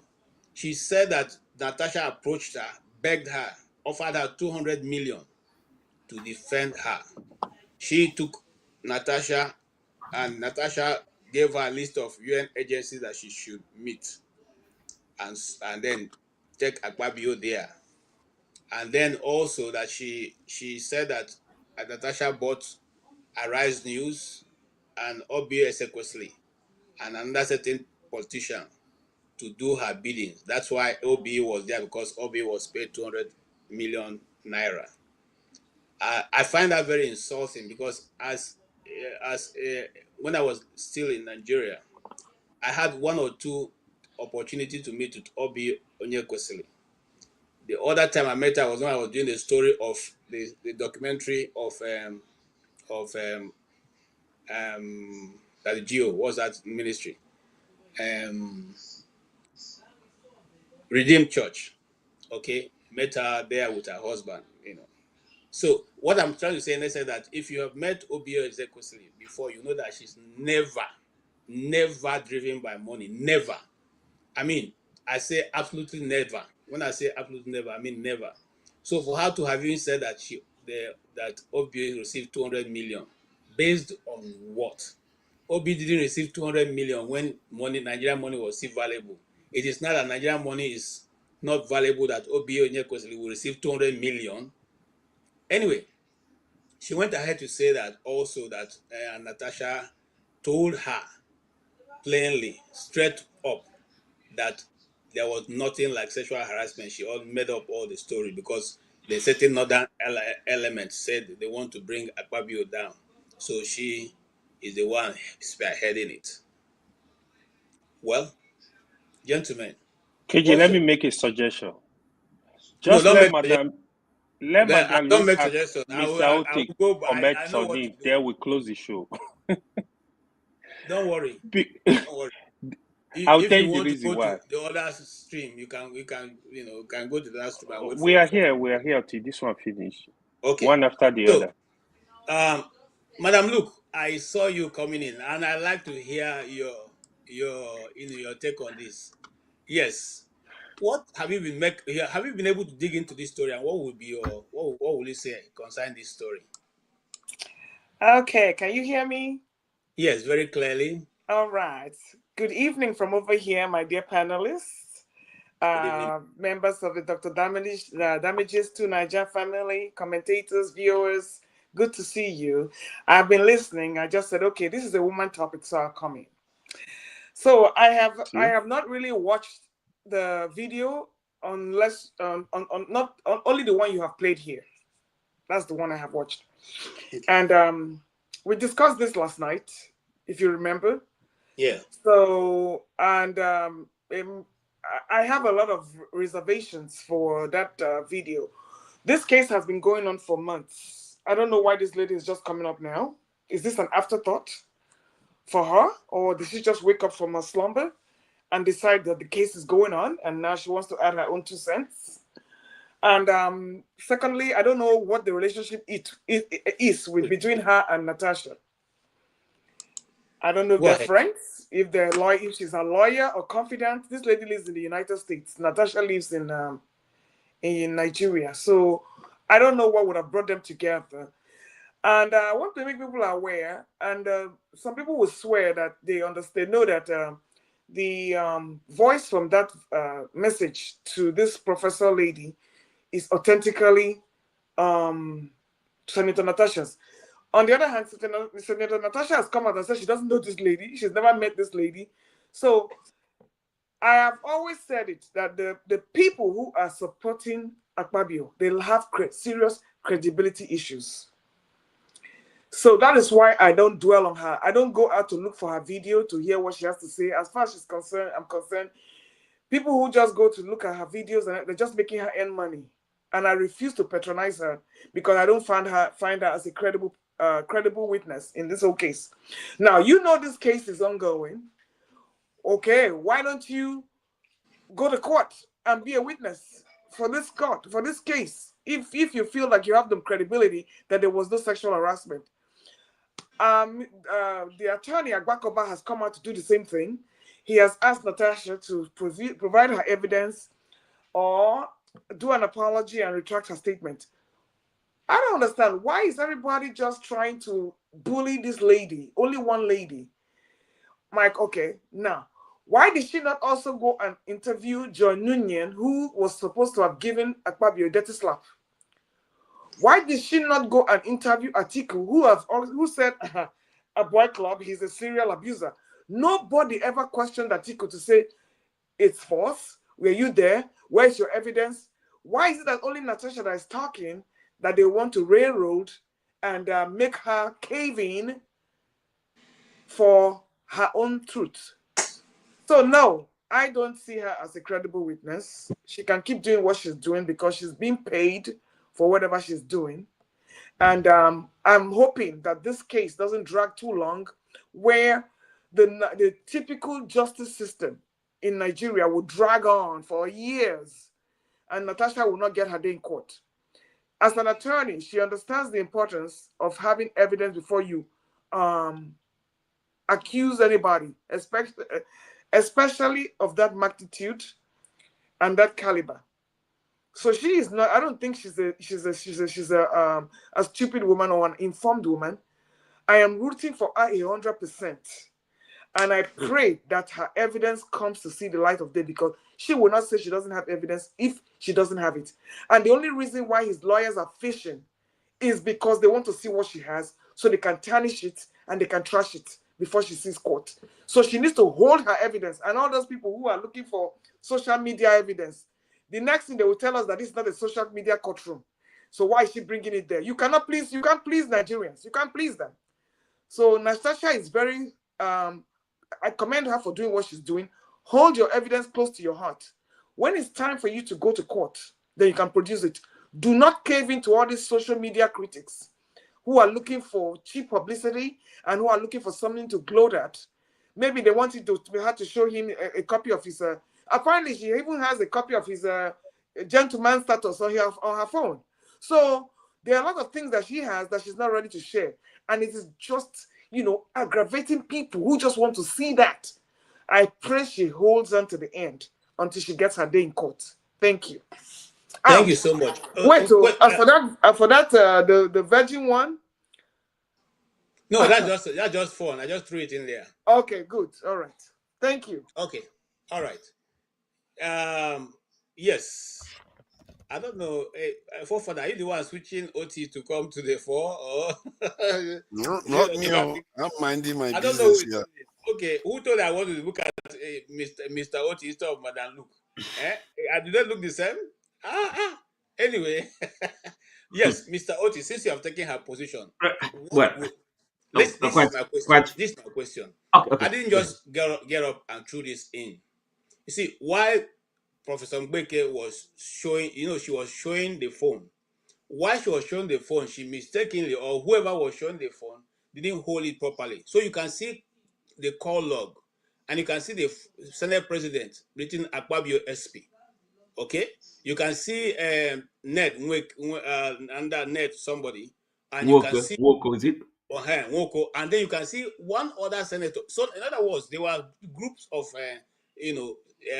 people who work in the same environment to Akpabio, who had done those calls or called her before that time. Now, when you are answering that, his media aide, Akpabio media aide, came on air yesterday to say yes, that what they saw, it wasn't actually Akpabio's number, it was his number, and he was wondering how people got his number because he had inundated calls coming from people, and so he felt, well, yeah, he needed to reach out to the woman to explain, because the woman was posting videos. He felt concerned. How did she get all this information? That's why he made that call. For me, one of my specialties is script writing, and we I mean dramatic script writing. Some stories, when you see it, you smell Oh, it no from, wonder. So I don't know what I say. Why you say no wonder? So Mr. Oti, go ahead. What do you see in Oti is this? a lawyer with that. You cipher the Oti. Sorry, I'm sorry, KJ, I have to disappoint you. Okay. I don't see why I should be in, I don't know. This does not interest me. Really, what's If it doesn't interest you, leave Natasha?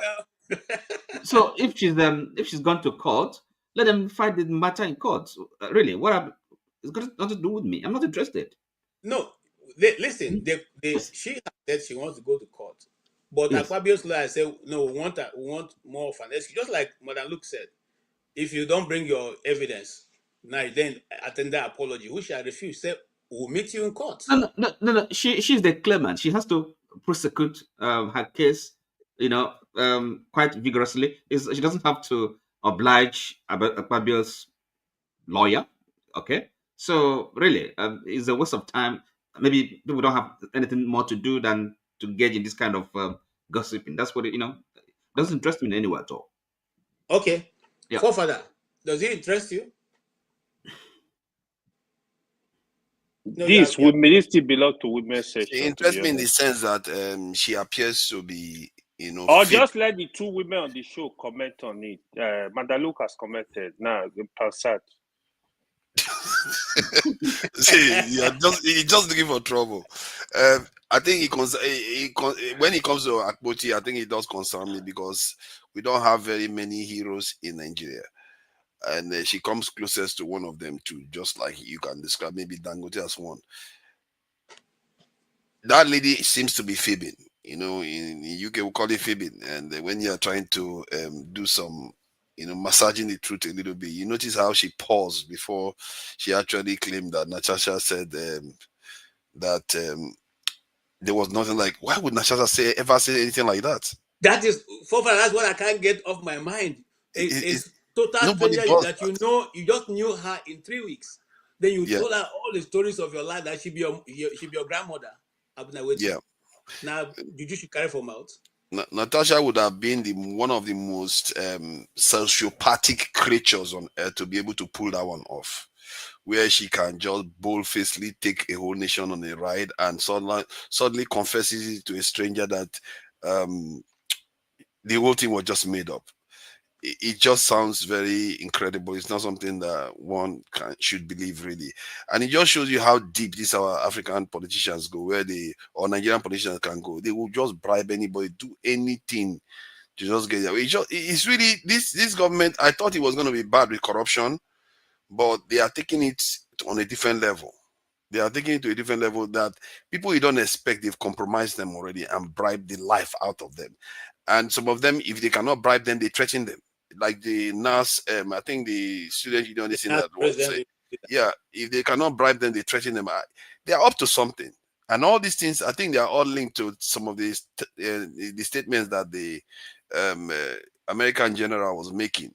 These people are empowered. They feel confident that they can do these things and get away with it. There is a reason why. Maybe there is a force that has ordained them to do these things and they will get away with it. They know that.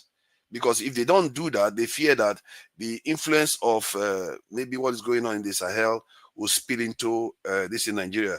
We heard that they arrested some people that were trying to protest for Traore in Nigeria. So all these things, they are linked. Things that happen in Nigeria, we think they are not linked to what is happening out there. It's linked. And they want to shut that woman up at all costs. They want to, because she is one of the few that is fighting for the Ajikuta still. And for the life of me, if I see somebody that is trying to fight for people for something good, I will do everything to try to protect them too. Just like a lot of people are doing stuff to protect Traore. Why can't we do something to protect Akpoti until we find that she's done something seriously wrong? So far, I don't see anything she's done wrong. So I stand behind her no matter what all these people come and say about her at this moment. All right. Thank you so much. Femi, you share the same view, or like somebody was saying here that he has a disappointment with his brotherhood, not me. Do you think that we should not play out the truth as it is when we see it, especially those of us in the social media or those in the print media and all that. When you look at such stories and it's trending in the Nigerian space, what do? Do you leave it to continue to float, or you say it doesn't concern me and leave it and go?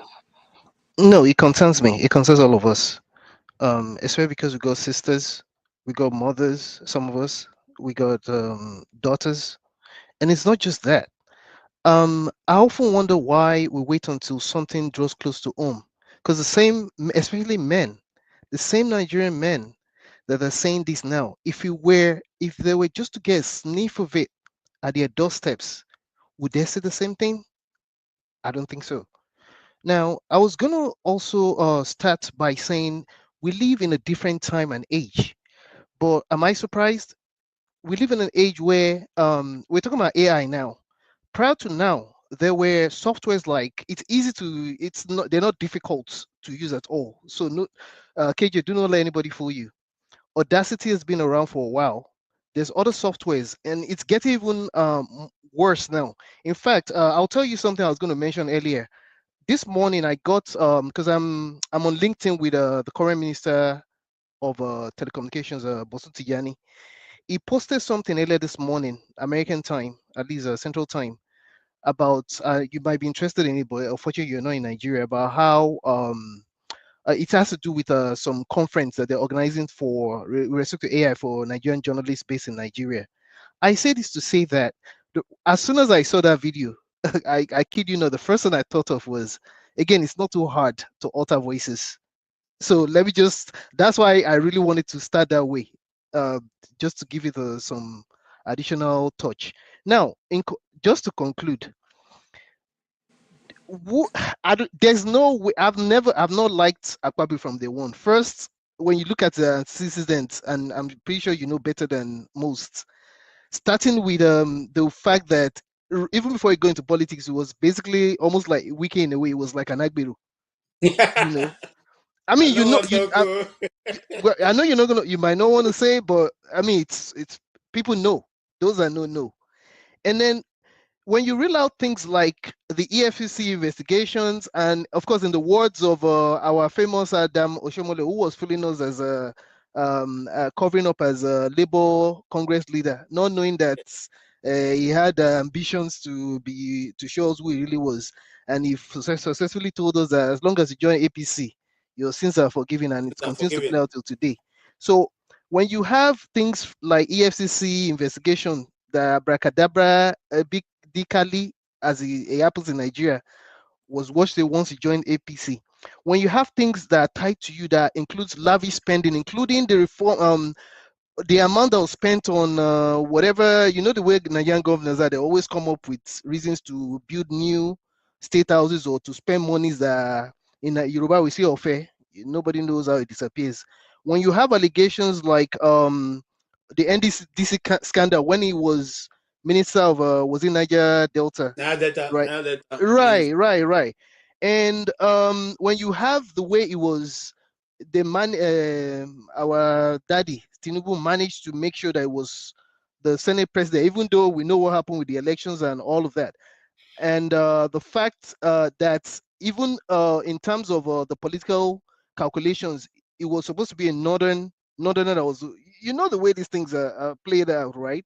And then finally, when you have the prayer to tomorrow, I don't know, you may have received your own prayers. When you have things like that, all tied to one man, what credibility, to what extent would he not go to achieve his aims? That's what's playing out. And between you and all of us, we know that there's no justice in Nigeria. I would keep it that way. Thank you so much. Thank you. And yes, let's go to AY. And after that, Tony will be talking after AY. On this video? Okay, you don't want to talk on this video? Why not? All right. Okay. Why not? I will. It's already 3 hours. Okay. We should be doing to round It's being graded on womanhood. So you're going before me, AY, let me, right? Let me comment. The first woman spoke, so you come as a woman before anybody else. Calm down. So calm down. Yeah, the reason I was surprised, I actually thought you would just allow the two women to speak, Madam Luke and Passat. But since you allow men, so no problem. Let me comment. The thing is, so I kind of agree with what Madam Luke said, right? I think I don't think that woman is genuine, to be honest. But I will say this honestly, even Natasha, I'm also concerned about allegation against Senate President. Both of them, they kind of like have history of this nonsense. Senate President have history of groupie women. The Natasha have history of also blackmailing men. So for me, what Madaluk said, Natasha should go to court with her evidence. So let the court decide.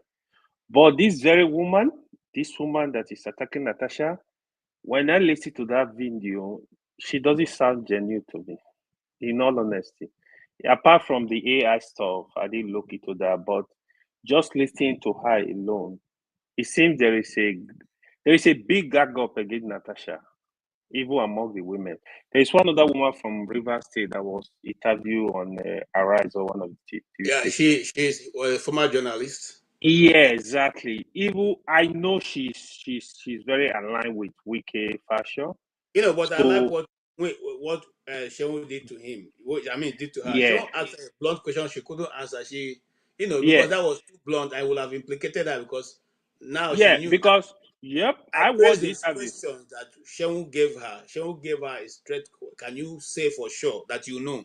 And she couldn't answer that. So, go ahead, sir. Sorry, I'm just putting that. If you listen to her, she has always, even with the crisis in Rivers, her position is she's supporting Wike on Rivers issue. So Wike, of course, have connection with Senator Akpabio. So I don't trust her. Even when she will interview her, there were some answers she gave. Like I'm like, this woman, she's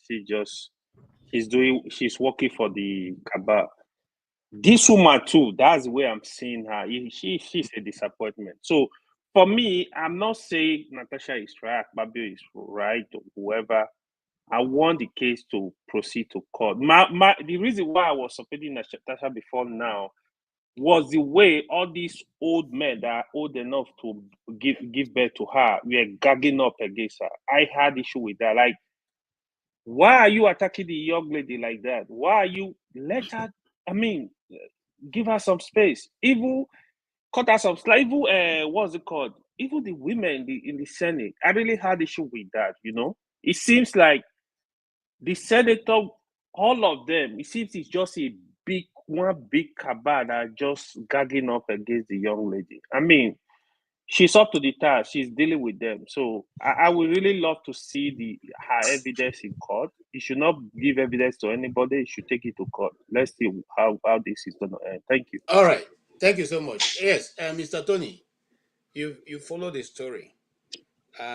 Some people have said that Natasha is a serial accuser, but none of them has been able to bring out any real evidence to show those who she has accused before. And now this other woman has come now, and you see what got me a bit worrying is that Akpabio's lawyer said to her, you either show us your evidence or you write an apology. And her response to that was, which she wrote in letter, we'll meet you in court.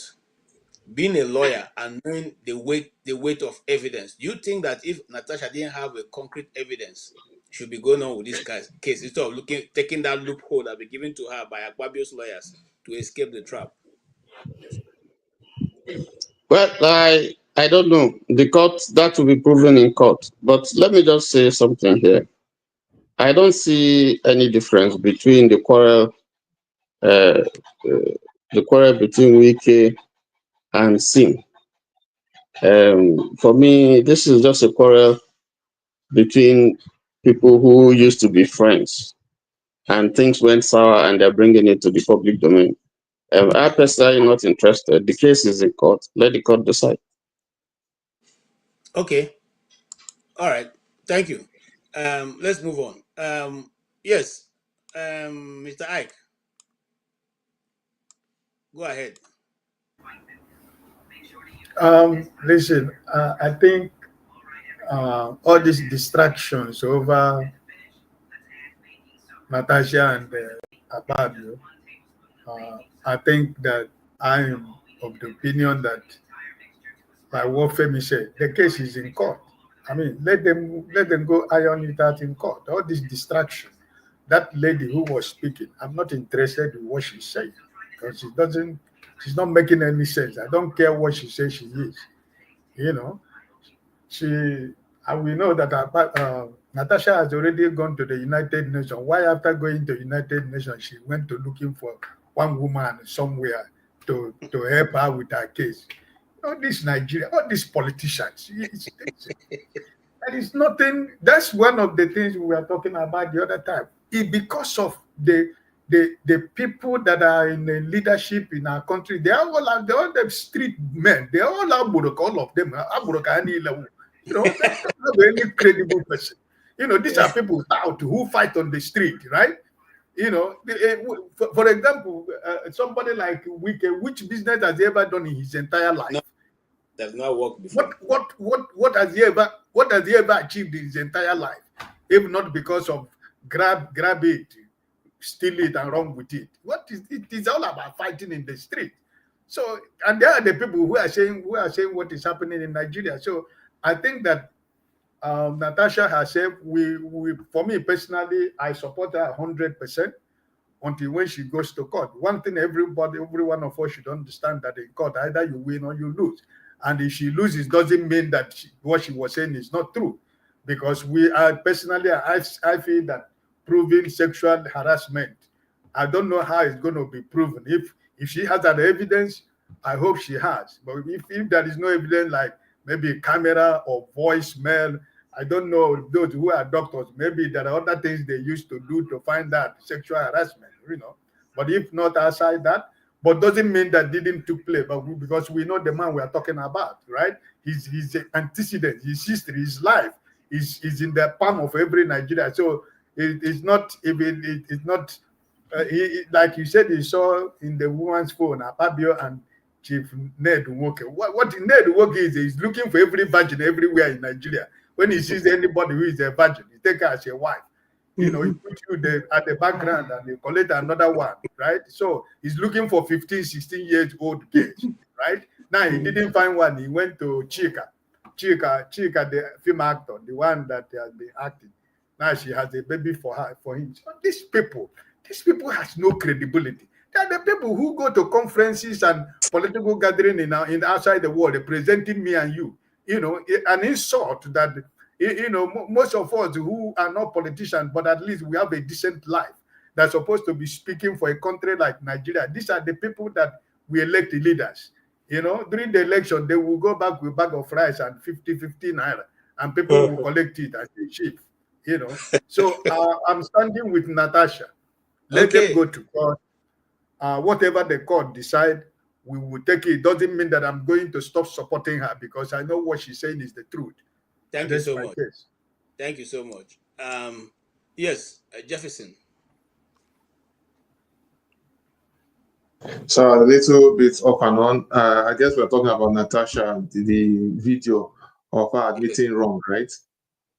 Yes. Okay.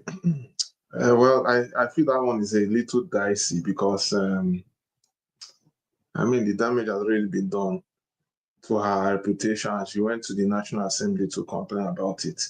Me, for one, I don't really subscribe to suppression of women's rights, you know. And I may not be able to say much, but it's just, I will only say that this is the aftermath of the country, Nigeria. This is what happens when everybody does what they feel is convenient. You know, I just wish we would have a sense of direction. All right. So that's all I have to say. Yes, Pansa, your last word. All right. The shameful part of the polity in Nigeria. By the way, this Mrs. Duru, the activist, is making a lot of allegations that are very serious in nature. Apparently, there's a young lady that was murdered in the President Senate's neighborhood. Her name is Inuobong Omoren. According to her, she's claiming that the Senate president was involved in organ transplant and stuff like that, and that Ms. Akpoti is doing this, trying to remove, quote unquote, a Yoruba government and stuff like that. This activist went a long way to talk all kinds of stuff. He says that she has evidence, she recorded the conversation between this Akpoti and herself, that she sent it for forensic studies.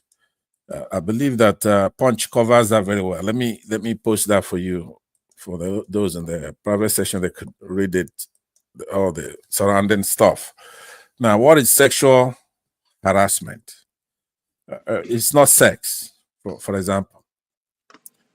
The reason why I'm putting that forth is that Udoagan, the senator, is making two allegations. One of them is particularly interesting to us, which is she's claiming abuse of power by the Senate president. We see that this senator right now is been suspended for 6 months just for speaking up. So to me, the most serious allegation is the abuse of power by this Senate president. Sexual harassment is basically somebody making a unwelcome sexual, creating a hostile environment, offensive environment for a woman in that Senate to do her job, right? That's not far-fetched. The only thing she has to show in that case is prima facie. She doesn't have to prove her case beyond a reasonable doubt. And in the court of public opinion, that's the court we belong to. I see it. She's met that standard.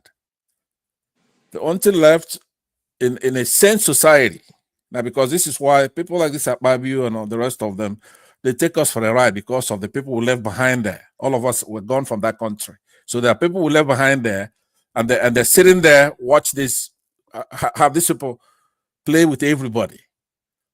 He's supposed to step down. It doesn't mean that he's convicted. A woman makes an allegation of in that respect of sexual harassment. It doesn't. She's not saying that you had sex with her. So come and say, show us proof, as if she's gonna pull out a pornographic event and show everybody as the proof. She's accusing you of sexual harassment, which is just creating a hostile environment for her to do the job. And then we see you doing it in front of us when she made a complaint. You're talking about she's supposed to sit here. She's not supposed to sit here. The right thing to be in order, because I believe he's out of order, is to step down, let somebody else take the spot so that the thing could be thoroughly investigated and adjudicated by that Senate. Where that fails, then the police and the rest of them should take the charge. Let me break the news to you. Senate president does not have immunity. It's only governors and the president that enjoy that. So he doesn't have immunity, talking nonsense everywhere he goes. Now, women could overdo it. I'm not saying that it never happens. But when you have one of our senators make allegations, she has to be accorded due process rights. That cannot happen when you have a megalomaniac sitting there telling people, telling his colleagues what to do, singing songs for the president. Let me conclude by saying that we've already looked at the characters involved. A Senate president is supposed to sit there to participate in the checks and balances of governance in our country. He's supposed to check the executive so he doesn't go overboard. And then the executive is supposed to check the National Assembly and then the judiciary and stuff like that. But this particular Senate president is gone and forged a cabal, something that's anathema to democracy, something that guts our constitution. He's participating in it. So that alone shows that abuse of power.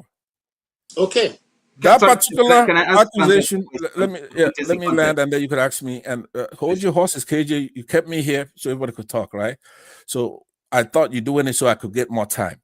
So now here's what I'm saying. When you have somebody such as this Abio, right, destroying our country, is accused of abuse of power. That's a bigger thing than the sexual harassment, which is a serious accusation. That he could do it. Others have accused him of it before in the past. There's a woman that claimed that she slapped him, as a matter of fact, for doing it. So I think that Madam Senator Oti deserves due process, period. That's no question about that. With the question you got to ask me, Oti, I hope you clarify that you believe that she doesn't have yes, that. the question I have for go you. ahead. Sorry, a question, please. Now, Pastor, yes, I agree. I mean, if the allegation of abuse of power, abuse of office, and the sexual harassment, I mean, these are serious allegations against the Senate President. But what is more important, what is more grievous, more dangerous for us, in a way you compare that to the National Assembly that actually did an unconstitutional act, endorsing. You remember the suspension? No, not suspension. I mean, this the River State. You know the. Yes, the suspension of River State governor. Yes, the governor. I mean, the Senate, the House endorsed that. You know, against the constitutional provision, they ought to count. But I mean, taking a poll. But then they have they did a count. Voice vote. Exactly, going against the clear provision of the Constitution, Nigerian Constitution. So, which one is more important? Which one is more serious? I mean, this compared to the Senate President abusing his power. Just to put this in context, I'm asking. Exactly. Let me say to KJ, that question is going to require like about maybe 4.5 minutes to answer. No. Right? So leave it. When we start the other this thing, you can. You gotta prevent somebody from getting an answer from a question. I need to go right now. I think with that we're finished. So because really, it's we're finished. All right, we'll make it a rhetorical. It's a rhetorical question. Okay, no problem. I wanted to say something that was very important. I don't know who said it. It's not going to be up to 1 minute. Someone said something. I don't know who said it. Someone said that Russia colonized Djibouti. That's wrong. Very wrong. Because I went to check it again. That's so wrong. Russia never colonized any part of Africa at all. What happened in Djibouti was that it was colonized by the French. The Russian Empire tried to have a small territory, a small colony, but it failed. They went to Djibouti and the French kicked them out and they defeated them. They never colonized any part of Africa. Thank you. I said it. Go and listen to what I said. Nobody said that Russia colonized. I said Russia tried and failed. So what are you saying? Yeah. I mean, the Russian Empire is different from the Soviet Union, but you are right. Did they hold on? There's the next stream who can continue the argument. But look, do you have anything to say? Your final thought on Natasha? Who is doing this now? No, I don't have. The only thing I'll say is that let's wait for the court case, because it's the same thing that happened here in the United States when ladies came up to accuse Trump and everybody else that had a sexual harassment case, and it went through the due process, and we expect the same thing in Nigeria. But it is dragging on. It's taking a long case because they want to squeeze that evidence out of our hands before it even makes it to court. Yeah. They're trying to do everything they can, coming from all angles, to make sure that evidence that she has, they can get a hold of it so they can trash it and squash it before it goes to court. I hope she doesn't back down. I'm rooting for her, like I said, 100%. And it is one more aspect of the revolution that we have to fight injustice. People say that this is a personal matter. It's not a personal matter, because anything that interferes with good governance should be everybody's business. I mean, we have Namibia, 60% women in the cabinet. Let's see how they're gonna do. I hope they do not disappoint us. So we need more women like Natasha who have the guts to come in and take on the powers that be, so that at least Nigerians can have a voice. Thank you. Thank you so much. And with that faithful voice and faithful note, we call it a day. Thank you so much, Madam Luke, for being here. Really appreciate it. Thank you, OT. Your contribution is well valid and appreciated. My brother Tony, thank you so much. You always make it a bit easy for us. Thank you also, Mr. Ike, Jefferson, Pansa, and my Lord and Master Forefather. Thank you all. Your contributions are well valid and they are authentic, whether we agree with it as a panelist or not. They are your views. You are entitled to it. You are entitled to hold on to it. Our only reason for being here, and for those who didn't think we didn't treat your questions, you can please pivot to the other live stream that Forefather will be starting in a few minutes. You can continue the discussion there. For us on this channel, the only reason why some of these things are picked up is because we want you to understand and see what's going on in our mother nation, or our father nation, as the case may be in Nigeria, and that these things do not continue or cannot bring to national development and cohesion. If we want to develop a nation where the law will be supreme and the people will have control of their destiny, then we must always find a way to bring the rule of law to play, irrespective of who is in power, be it Hausa, be it Yoruba, be it Igbo, be it Kanuri, be it Chukum, Angas, be it Tiv, be it Idoma, be it Shekiri. Whoever is in power, irrespective of that, everybody's blood is the same color, carry the same thing. And no time that people who have accidents go to the hospital and they want to give them blood, and they first ask, wait a minute, the blood they want to give my relative, is it an Igbo blood or is it a Yoruba blood? Nobody says that. You sit there and they bring the blood and put in your system and it works for you. If that be how God has created the earth, then there's no reason whatsoever for us to continually divide ourselves among certain tribal lines. And that's the reason why we are still where we are today. I expect that Nigeria at this point will have risen to a point where everybody can be happy. Everybody in Nigeria and outside of Nigeria can be happy and live comfortably. But up until now, we're still struggling with being able to make our people rejoice for being who they are. We talked about the fact that the issues are not personal issues, and law should not be crafted to fit friends and family members, because these are supposed to be laws that will keep any nation and every nation going for millions of years. I keep marvel at when I read about a young man who went to school in France and came back and was one of those federalists in America who wrote this wonderful constitution they are operating with. It may not be perfect, because no work of man is perfect, but America have held on to it for 250 years and has kept them going. These people, the last time I checked, didn't have two heads. They had one head, just like everybody in Nigeria. And we have people who can do even much better work. It is time for us to put our acts together and harness the unity that God has given us, the different diversity that God has put between us, and bring that to bear in our national life and discourse. If we do that, Nigeria will easily become one of the greatest nations on earth and a destination point in the world.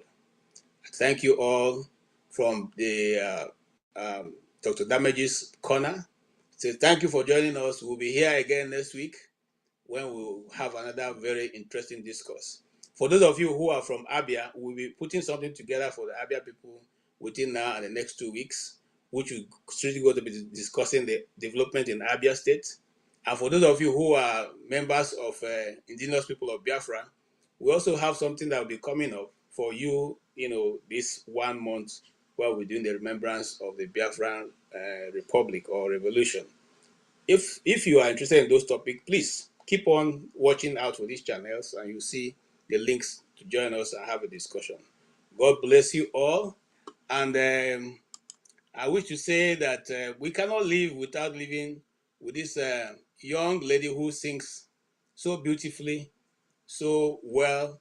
We are putting her on this channel not because only for her to entertain us and make your day go better, but that you also can support her. You can reach out to her on her Facebook and on her Instagram page and just patronize her for the free work she's doing for almost everybody in the Southeast. God bless you all.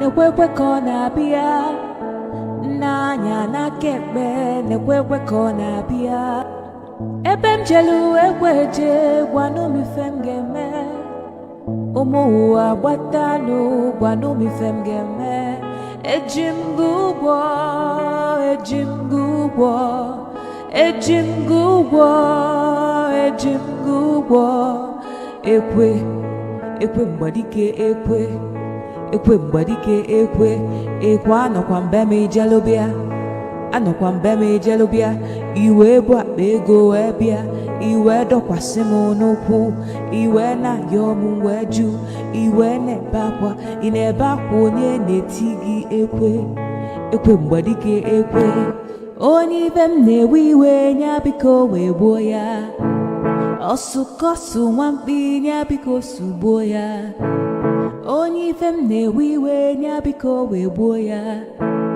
ọsụkọsụ nwamkpi nya biko sugbuo ya selense